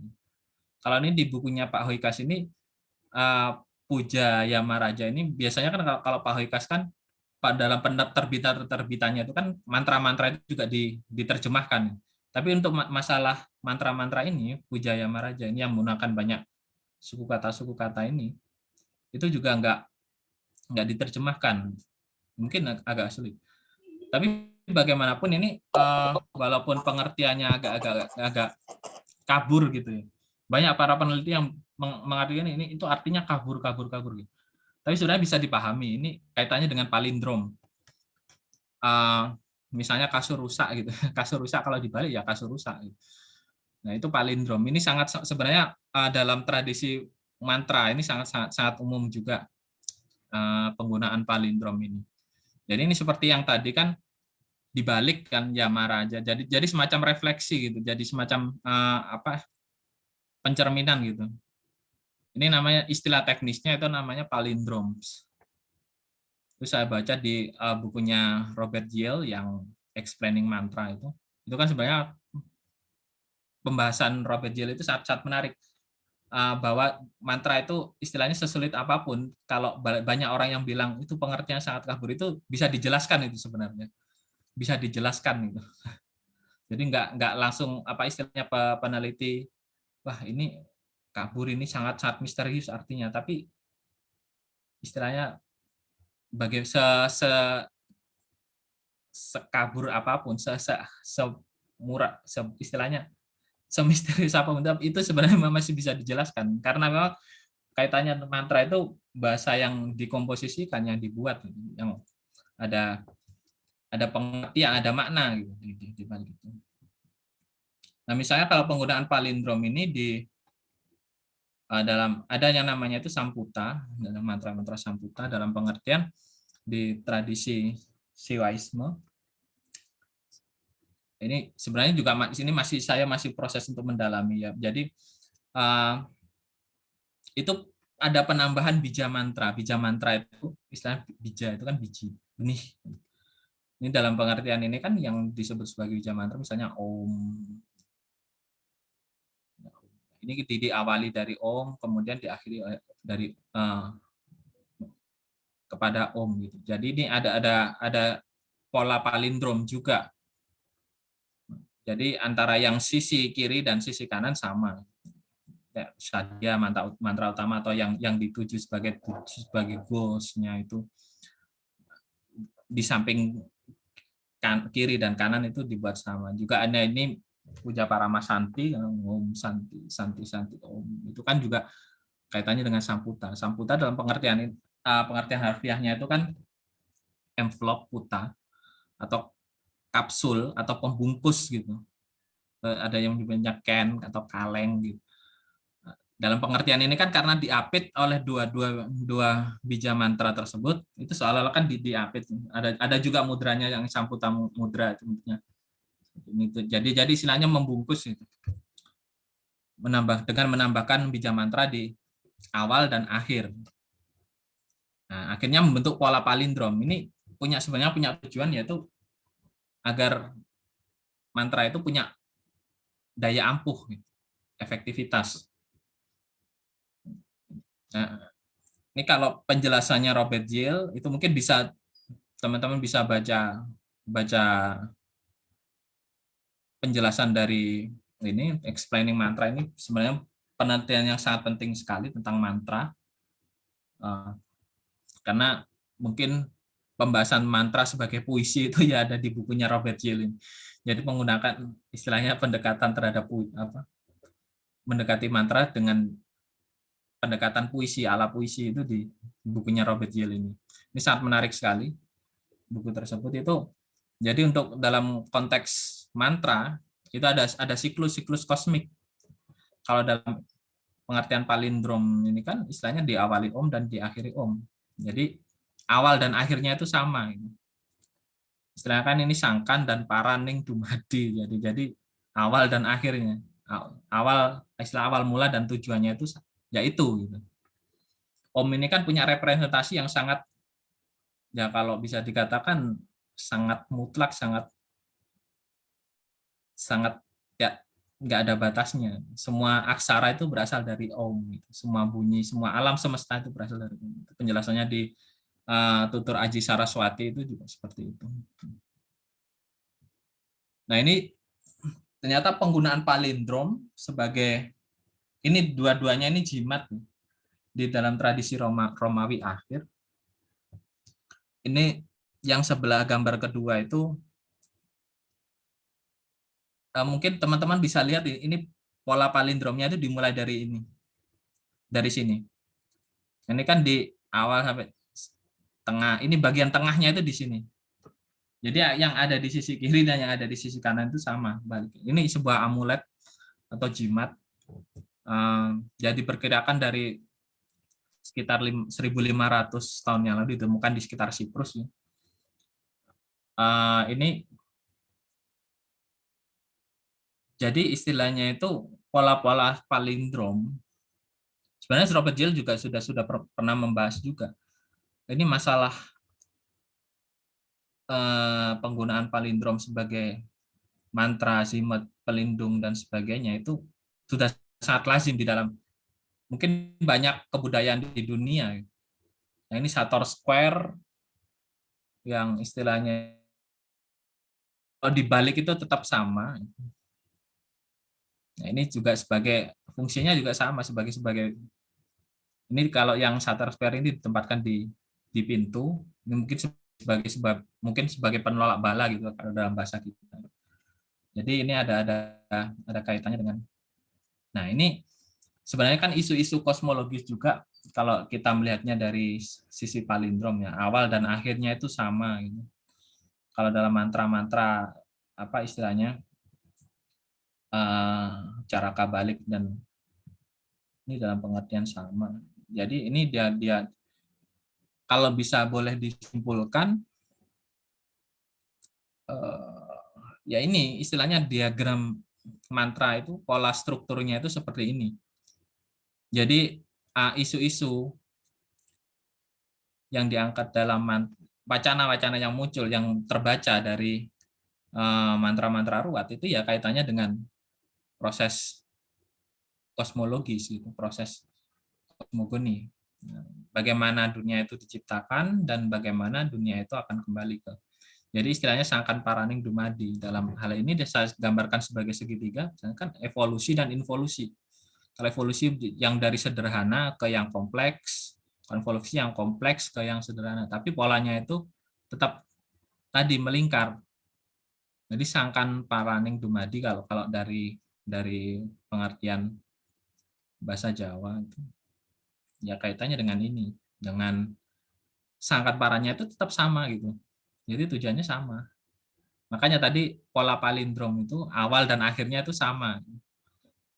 Jadi ini sangat pola-pola ini untuk mantra ruwat bisa istilahnya bisa dipahami dari pola-pola seperti ini.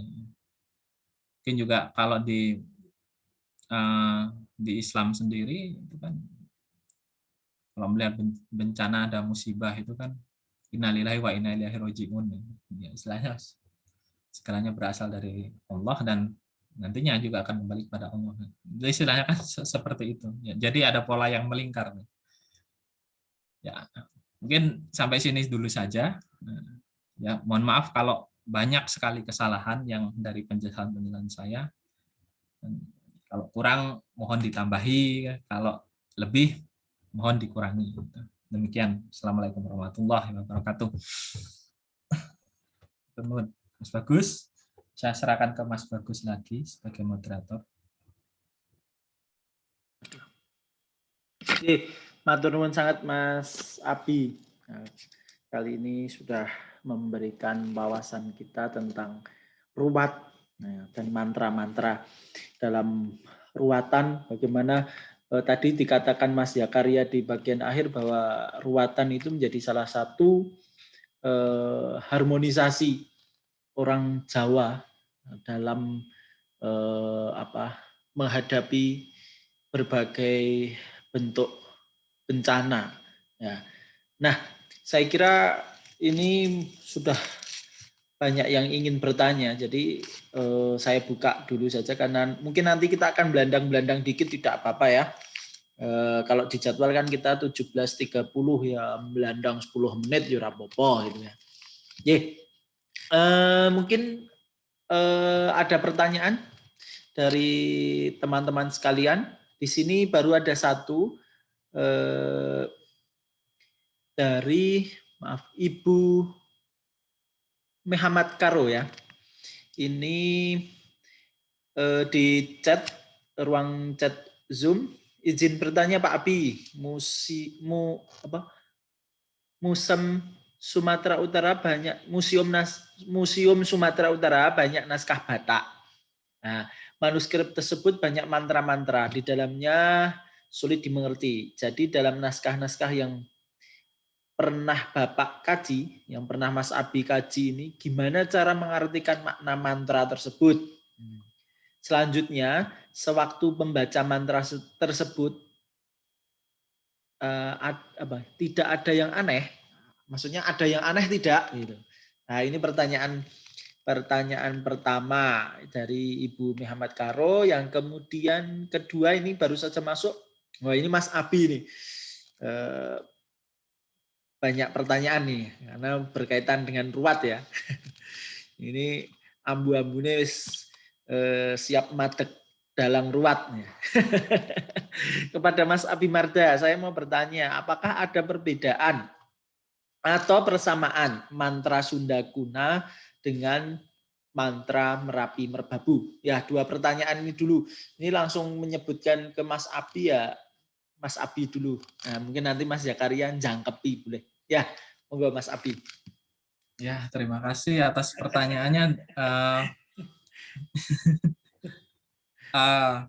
Yang pertama dari Ibu Muhammad, ya, yang saya sering mendengar nama Ibu Muhammad ini karena beliau adalah pembaca naskah Batak dari, kalau nggak salah museum ya Bu, Museum Negeri Sumatera Utara. Nah, itu sebenarnya kalau dalam kasus mantra-mantra kita selain istilahnya kan kita menerjemahkan secara harafiah, kita lihat juga secara strukturnya, secara jadi istilahnya pola-pola mungkin jumlah suku katanya. Jadi ada yang tersembunyi, ada yang kita lihat, yang istilahnya kita lihat, kita baca, istilahnya gimana ya kalau dijelaskan. Kita sebenarnya sih kalau dikatakan itu semua itu pasti ada maknanya gitu. Pasti ada maknanya. Kalau mantra, kalau istilahnya kan kalau kita berdoa kita nggak tahu artinya gitu kan, ya istilahnya yo wong donga kok nggak ngerti karepe gitu. Orang berdoa kok nggak tahu maksudnya gitu kan, juga aneh gitu. Nah, dalam pengertian mantra juga seperti itu. Itu pasti mungkin dalam pengertian ini ya kita harus proses interpretasi itu nggak bisa berjalan sekali langsung gitu. Ya harus dicari pola-polanya. Misalnya kalau yang tadi masalah Caroko Balik dan Aji Yamaraja itu kan nggak bisa dijelaskan secara harafiah, tapi di situ ada pola-polanya yang kemudian bisa kita lihat. Misalnya pola palindrom tadi yang awalnya sama, akhirnya juga sama. Jadi di situ ada sebuah konsep kosmologi, proses kosmogoni, proses istilahnya kejadian alam semesta. Jadi di situ harus dipahami lagi. Awalnya memang ini kaitannya dengan proses pembacaan naskah istilahnya teks-teks mantra. Awalnya memang cukup aneh. Jadi seolah-olah kita ada bahasa asing yang kita lihat. Yaitu karena memang ada kesenjangan kan antara kita dengan objek yang sedang kita baca itu, naskah kuno itu. Kaitannya dengan masalah waktu, masalah ruang dan sebagainya. Kita hidup di istilahnya zaman sekarang tahun 2021 itu teks itu berasal dari abad ke-18 misalnya.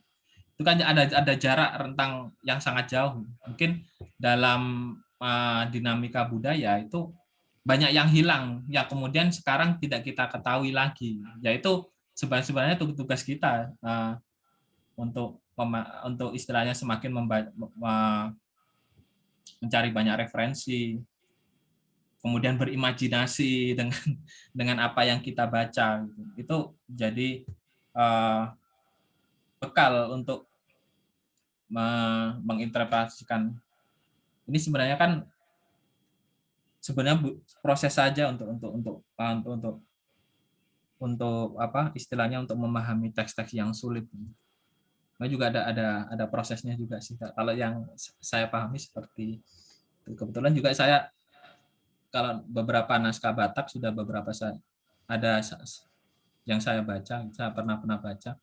Itu yang mungkin karena saya sebenarnya basicnya memang bukan orang Batak dan juga bukan istilahnya mahasiswa sastra Batak. Jadi agak berapa banyak kesulitan untuk memahami itu karena ada jarak itu tadi. Untuk yang pertanyaan kedua, Sunda Kuna dan Merapi Merbabu. Dalam pengertian ini, ya kayak teks Kala Purbaka itu yang pernah dikerjakan oleh Kang Adit. Itu kan sebenarnya satu nafas dengan Purba Bumi Kamulan. Dari semacam teks-teks ruat. Jadi sebenarnya kalau dikatakan, saya nggak tahu ya istilahnya dalam teks ruat ini mulai dari teks pakemnya, dari teks narasinya, terus mantra-mantranya juga. Itu kan sebenarnya banyak variasi, banyak sekali variasi. Dari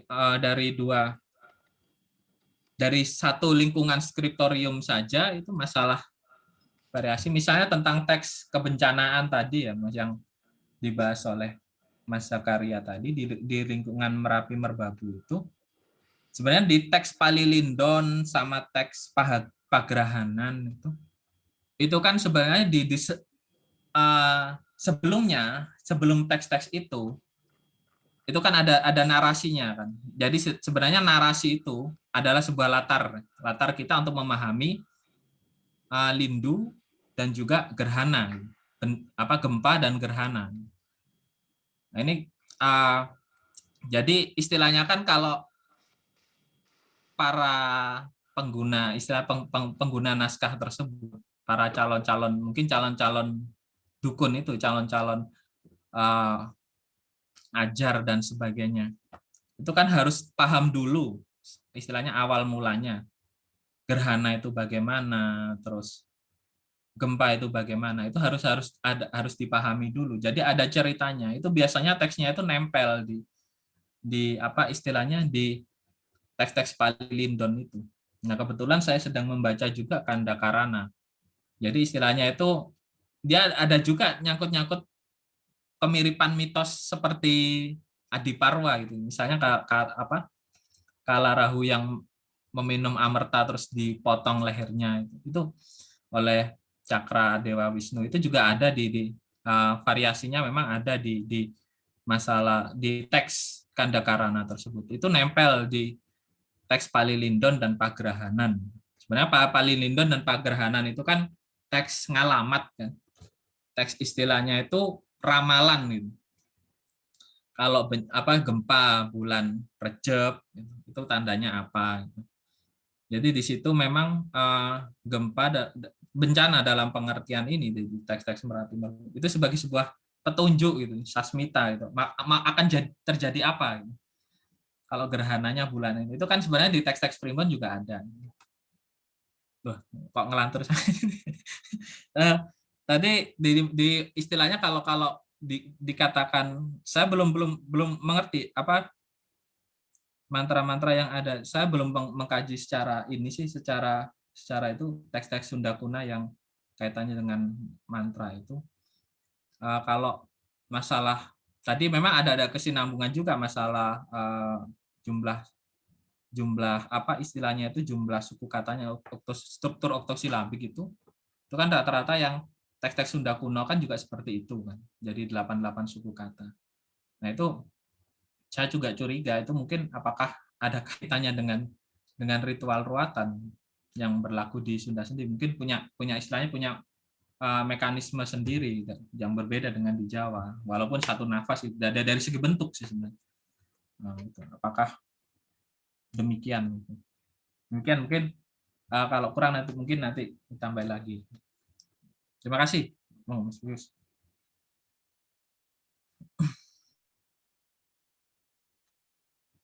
Mute.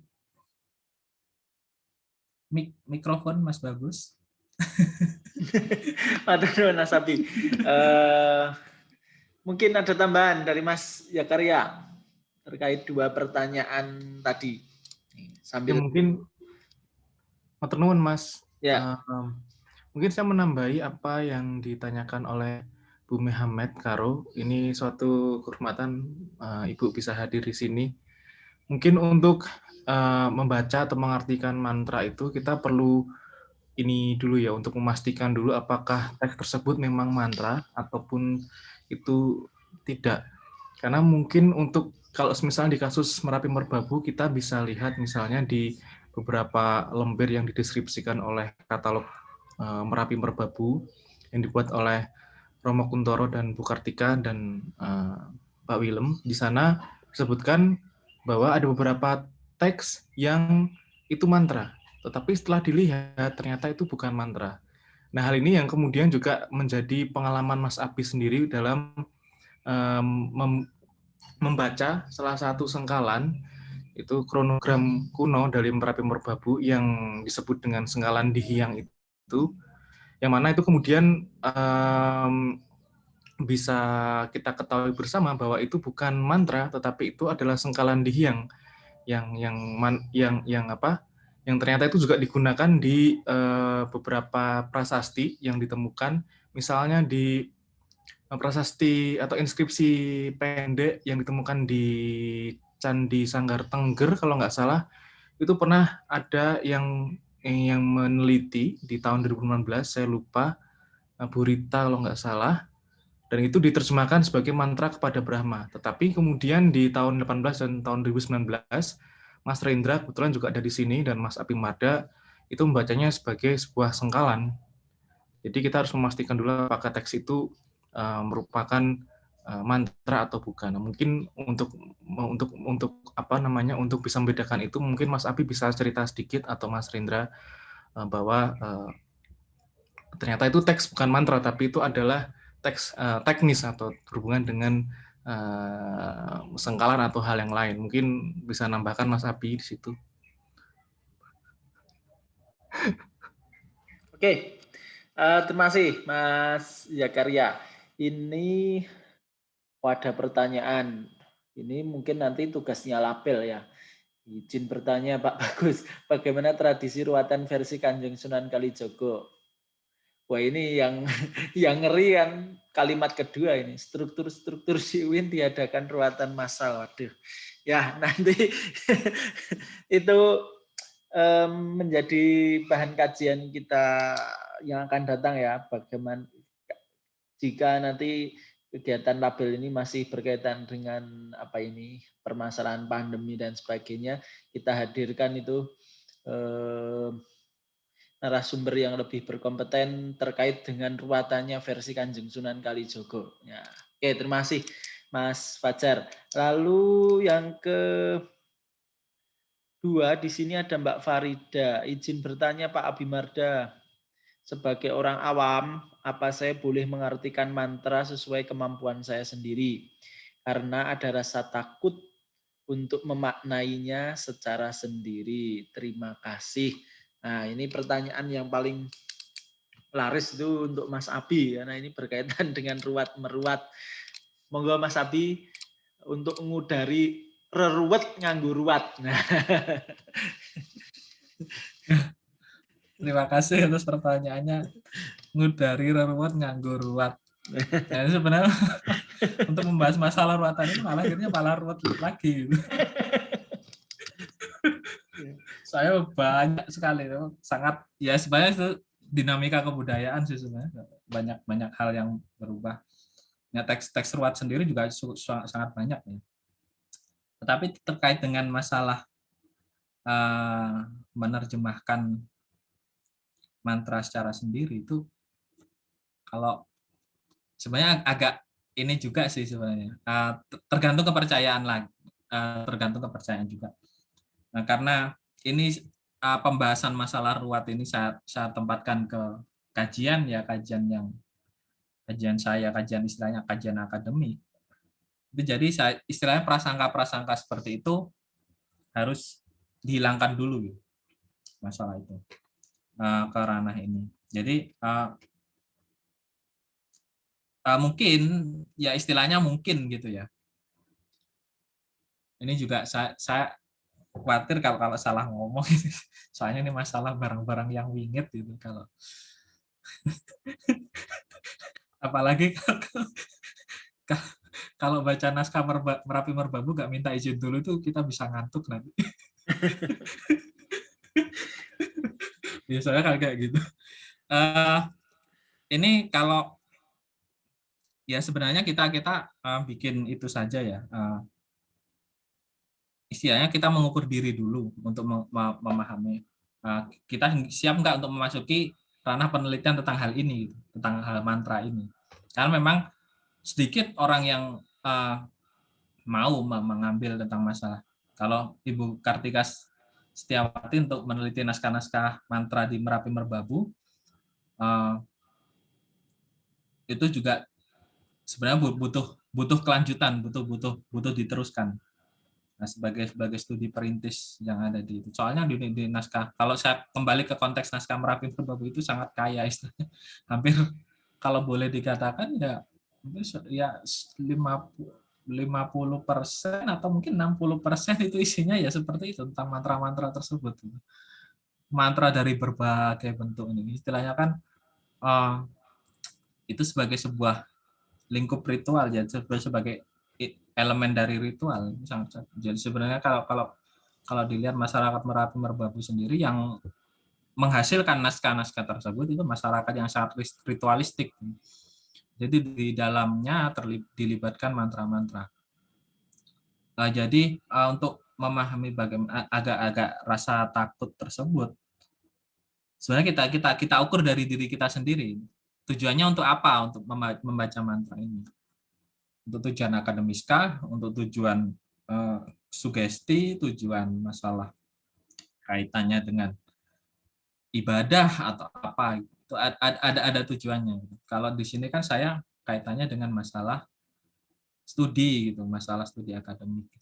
Jadi masalah-masalah itu harus kita pahami, kita kembalikan ke diri kita sendiri. Jadi biar istilahnya biar enak gitu kalau dan memang kalau namanya studi kita nggak boleh setengah-setengah ya, kita harus harus benar-benar. Jadi sebenarnya kalau pengalaman saya studi tentang mantra itu sebenarnya sesuatu yang berpola gitu, sesuatu yang berpola. Kalau kita memang bisa melihat polanya itu enak gitu. Tapi dalam kenyataannya di teks-teks yang tertulis itu, di artefak tekstualnya itu kadang-kadang sering banyak variasinya. Yaitu gimana kita melihat istilahnya pola yang direpresentasikan melalui variasi-variasi tersebut. Jadi kita harus cari benang merahnya. Memang butuh lama sih, ya butuh bertahun-tahun juga. Seperti Bu Kartika sendiri untuk membahas naskah Merapi Merbabu juga mungkin istilahnya separuh hidup beliau gitu untuk dicurahkan untuk Merapi Merbabu. Jadi kita butuh penerus seperti Mas Zakaria ini adalah salah satu penerus kajian Merapi Merbabu, yang juga Mas Rendra juga yang terjun langsung. Mas Rendra juga orang yang sangat serius juga untuk meneliti konsen ke Merapi Merbabu. Ya, mungkin seperti itu, Mas. Mas Zakaria bisa menambahkan. Ya, matur nuwun Mas Sepi, Mas Zakaria. Ya, terima kasih Mas. Ini sebenarnya pertanyaan yang sulit untuk dijawab ya, bahkan oleh saya yang tidak, bahkan Mas Abimarda yang mempelajari mantra saja tuh sangat hati-hati dalam menjawab ini, apalagi saya yang belum menjamah teks-teks mantra. Ya, saya setuju dengan apa yang dikatakan Mas Abi bahwa kita harus mengerti dulu tujuannya apa dulu. Kalau semisal kita tidak mengerti tujuannya apa, terus kita asal membaca mantra, itu juga akan tidak berarti. Nah, mungkin satu hal yang perlu kita cermati adalah ketika kita dihadapkan dengan mantra atau doa atau madah-madah suci, itu biasanya selalu berdampingan dengan apa yang disebut dengan laku, yang itu juga sebetulnya menjadi budaya di kita ya, di Nusantara, di Jawa juga, bahwa laku itu penting. Artinya kadang-kadang itu kita dihadapkan dengan teks mantra, tapi kalau kita tidak laku itu juga tidak akan berfungsi. Jadi pengertian laku di sini juga sangat luas, sangat spesifik, sangat luas dan sangat spesifik. Kadang-kadang juga kita dengan puasa itu kita yakin itu sudah cukup, ternyata belum, ada laku lain yang harus dilakukan, dan mungkin puasanya harus puasa yang spesifik seperti itu. Jadi mungkin dalam mengartikan mantra itu memang harus disesuaikan dengan kebutuhan, dan lakunya pun juga harus disesuaikan. Misalnya kalau kita dalam yang paling gampang saja, kalau kita ingin bisa menguasai aksara-aksara Buddha, ya kita harus membaca teks-teks Merapi Merbabu. Kalau kita ingin bisa membaca teks Merapi Merbabu, ya harus belajar aksara Buddha. Jadi hal yang seperti itu yang harus disesuaikan. Kalau misalnya kita ingin membaca atau mengungkap teks Merapi Merbabu, tapi yang kita baca adalah aksara lain, itu tidak akan terwujud. Jadi semua itu harus ada korelasinya. Untuk apa mantra itu. Nah, mungkin juga tadi teks tentang Aji Yama Raja itu juga ada konteksnya seperti itu. Jadi tidak dalam semua aspek kehidupan itu mantra Aji Yama Raja yang diutarakan Mas Abi itu bisa masuk. Itu hanya untuk konteks-konteks tertentu seperti itu, konteks yang khusus. Jadi kalau saya rasa semua elemen hidup itu ada mantranya, dan itu juga punya laku yang berbeda-beda, dan bahkan mungkin ketika mantra itu diterima atau diadaptasi di daerah yang berbeda, misalnya tadi ada yang tentang Sunda ataupun di Merapi Merbabu, itu nanti juga akan interpretasinya berbeda karena punya keperluan yang berbeda. Dan juga ada satu hal lagi mungkin kaitannya dengan kosmogoni, pemahaman kosmogoni atau pemahaman tentang kosmologi yang berbeda antara daerah satu dengan yang lain, antara guru satu dengan guru lain. Karena ya kadang-kadang guru satu dengan guru lain itu punya laku yang berbeda-beda. Mungkin seperti itu, Mas. Karena saya juga tidak ahli mantra, yang ahli mantra sih Mas Abimarda, jadi saya juga tidak terlalu tidak terlalu bisa menjawab pertanyaan dari Mbak Farida. Terima kasih. Oke, matur nuwun. Ini mungkin saya akan menyapa Mas Rendra. Halo Mas Rendra. Tadi karena berkaitan dengan perihal mantra ini sangat menarik. Sebelum nanti kita akhiri ini, saya ingin ada komentar dari Kang Rendra. Sugeng sonten Kang Rendra. Iki. Sugeng sonten dengar nggak ini? Sugeng sonten Mas Rendra. Ini seneng banget Mas Rendra tuh malam mingguannya ngisi webinar, diskusi. Kalau terkait mantra ruwat nih Mas Rendra, ada pengalaman apa dalam meneliti naskah-naskah yang kaitannya dengan mantra dan ruwat?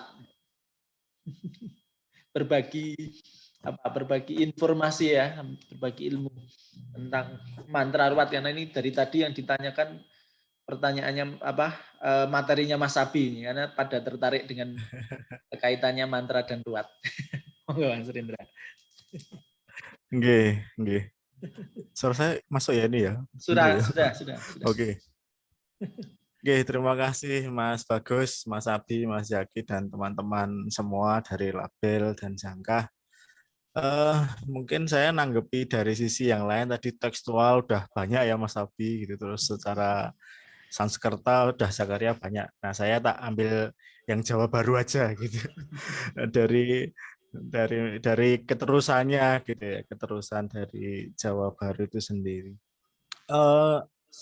Sebenarnya kalau teman-teman mau ke lapangan gitu ya, sebenarnya saya tidak akhir-akhir ini banyak ke lapangan itu banyak ini ya, banyak pengalaman mistis. Ternyata benar penggunaan mantra itu tadi terkait pertanyaan apakah mantra bisa diartikan sendiri, itu jawabannya mungkin 80% enggak gitu ya. Setahu saya. Apalagi untuk mantra-mantra tertentu gitu. Pasti dia membutuhkan seorang guru dan relasinya sama. Ini pun terjadi ketika sudah berganti ruang kepercayaan. Misalkan dalam Islam ada mursyid-murid, terus misalkan dalam jaringan yang lain gitu. Nah, yang menarik secara khusus misalkan tadi tentang Yamamarojo dan seterusnya itu adalah bagian yang sangat kecil dari ruwat panggung gitu. Kalau teman-teman nanti main ke Radia Pustaka atau ke Mangkunegara itu akan menemukan beberapa buku bendel yang digunakan untuk ruwatan dan ruwatan yang dilakukan oleh dalang. Kan ruwatan macam-macam gitu. Ada ruwatan yang dilakukan oleh dalang, pagelaran, ada yang dilakukan untuk sendiri gitu, misalkan dukun datang ke sawah gitu ya, dia juga punya mantra sendiri, atau mungkin yang dijalani oleh pelaku-pelaku spiritual ini. Ya kayak di Merapi Merbabu itu saya pernah sekali gitu kan ketemu rombongan yang dia sama seperti yang saya lakukan keliling Gunung Merbabu gitu. Terus ternyata mereka ini berdoa sendiri, meruat sendiri gitu, meruat dunia dan dengan jalannya sendiri gitu. Di tengah hutan gitu, maksudnya ternyata masih ada ya orang yang diam mempraktekkan mantra itu sendiri gitu di tengah hutan, dan dia ceritanya untuk apa Mas seperti ini ya, untuk meruat dunia kita yang sedang pandemi kayak gitu. Dan itu saya pikir masih banyak ya orang-orang yang punya laku spiritual itu.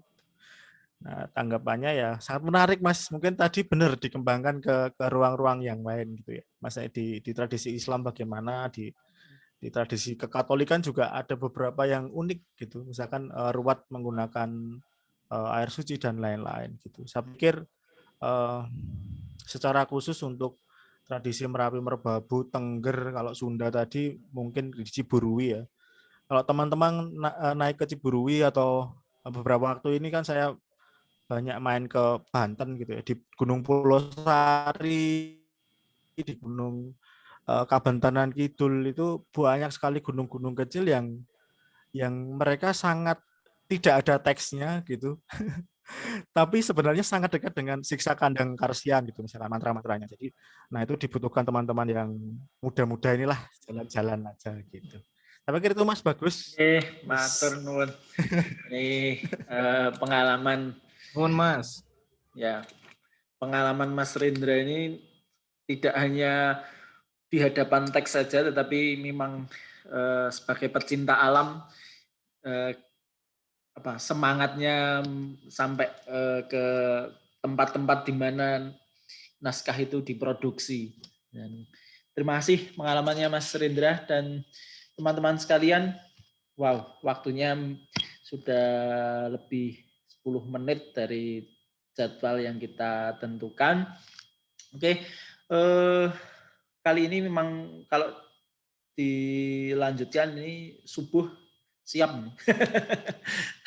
Tapi terima kasih sekali apa yang sudah disampaikan Mas Zakaria, Mas Abi terkait dengan bencana dan bagaimana orang Jawa menghadapi bencana ini sehingga bisa saling harmonisasi antara orang Jawa dalam menghadapi bencana itu yang perlu kita teladani dan kita pelajari sehingga kita tidak terlalu takut dalam menghadapi segala ujian yang menerpa kita semua ini. Jadi enjoy aja, tetapi tetap berpegang pada apa yang sudah diberikan para leluhur kita itu sebagai pelajaran bagi kita semua yang masih menziarahi dunia ini, ya, untuk bisa bersinergi ya. Jadi bencana iki rasa terlalu keweden gitu ya. Jadi kita bisa menghadapinya itu dengan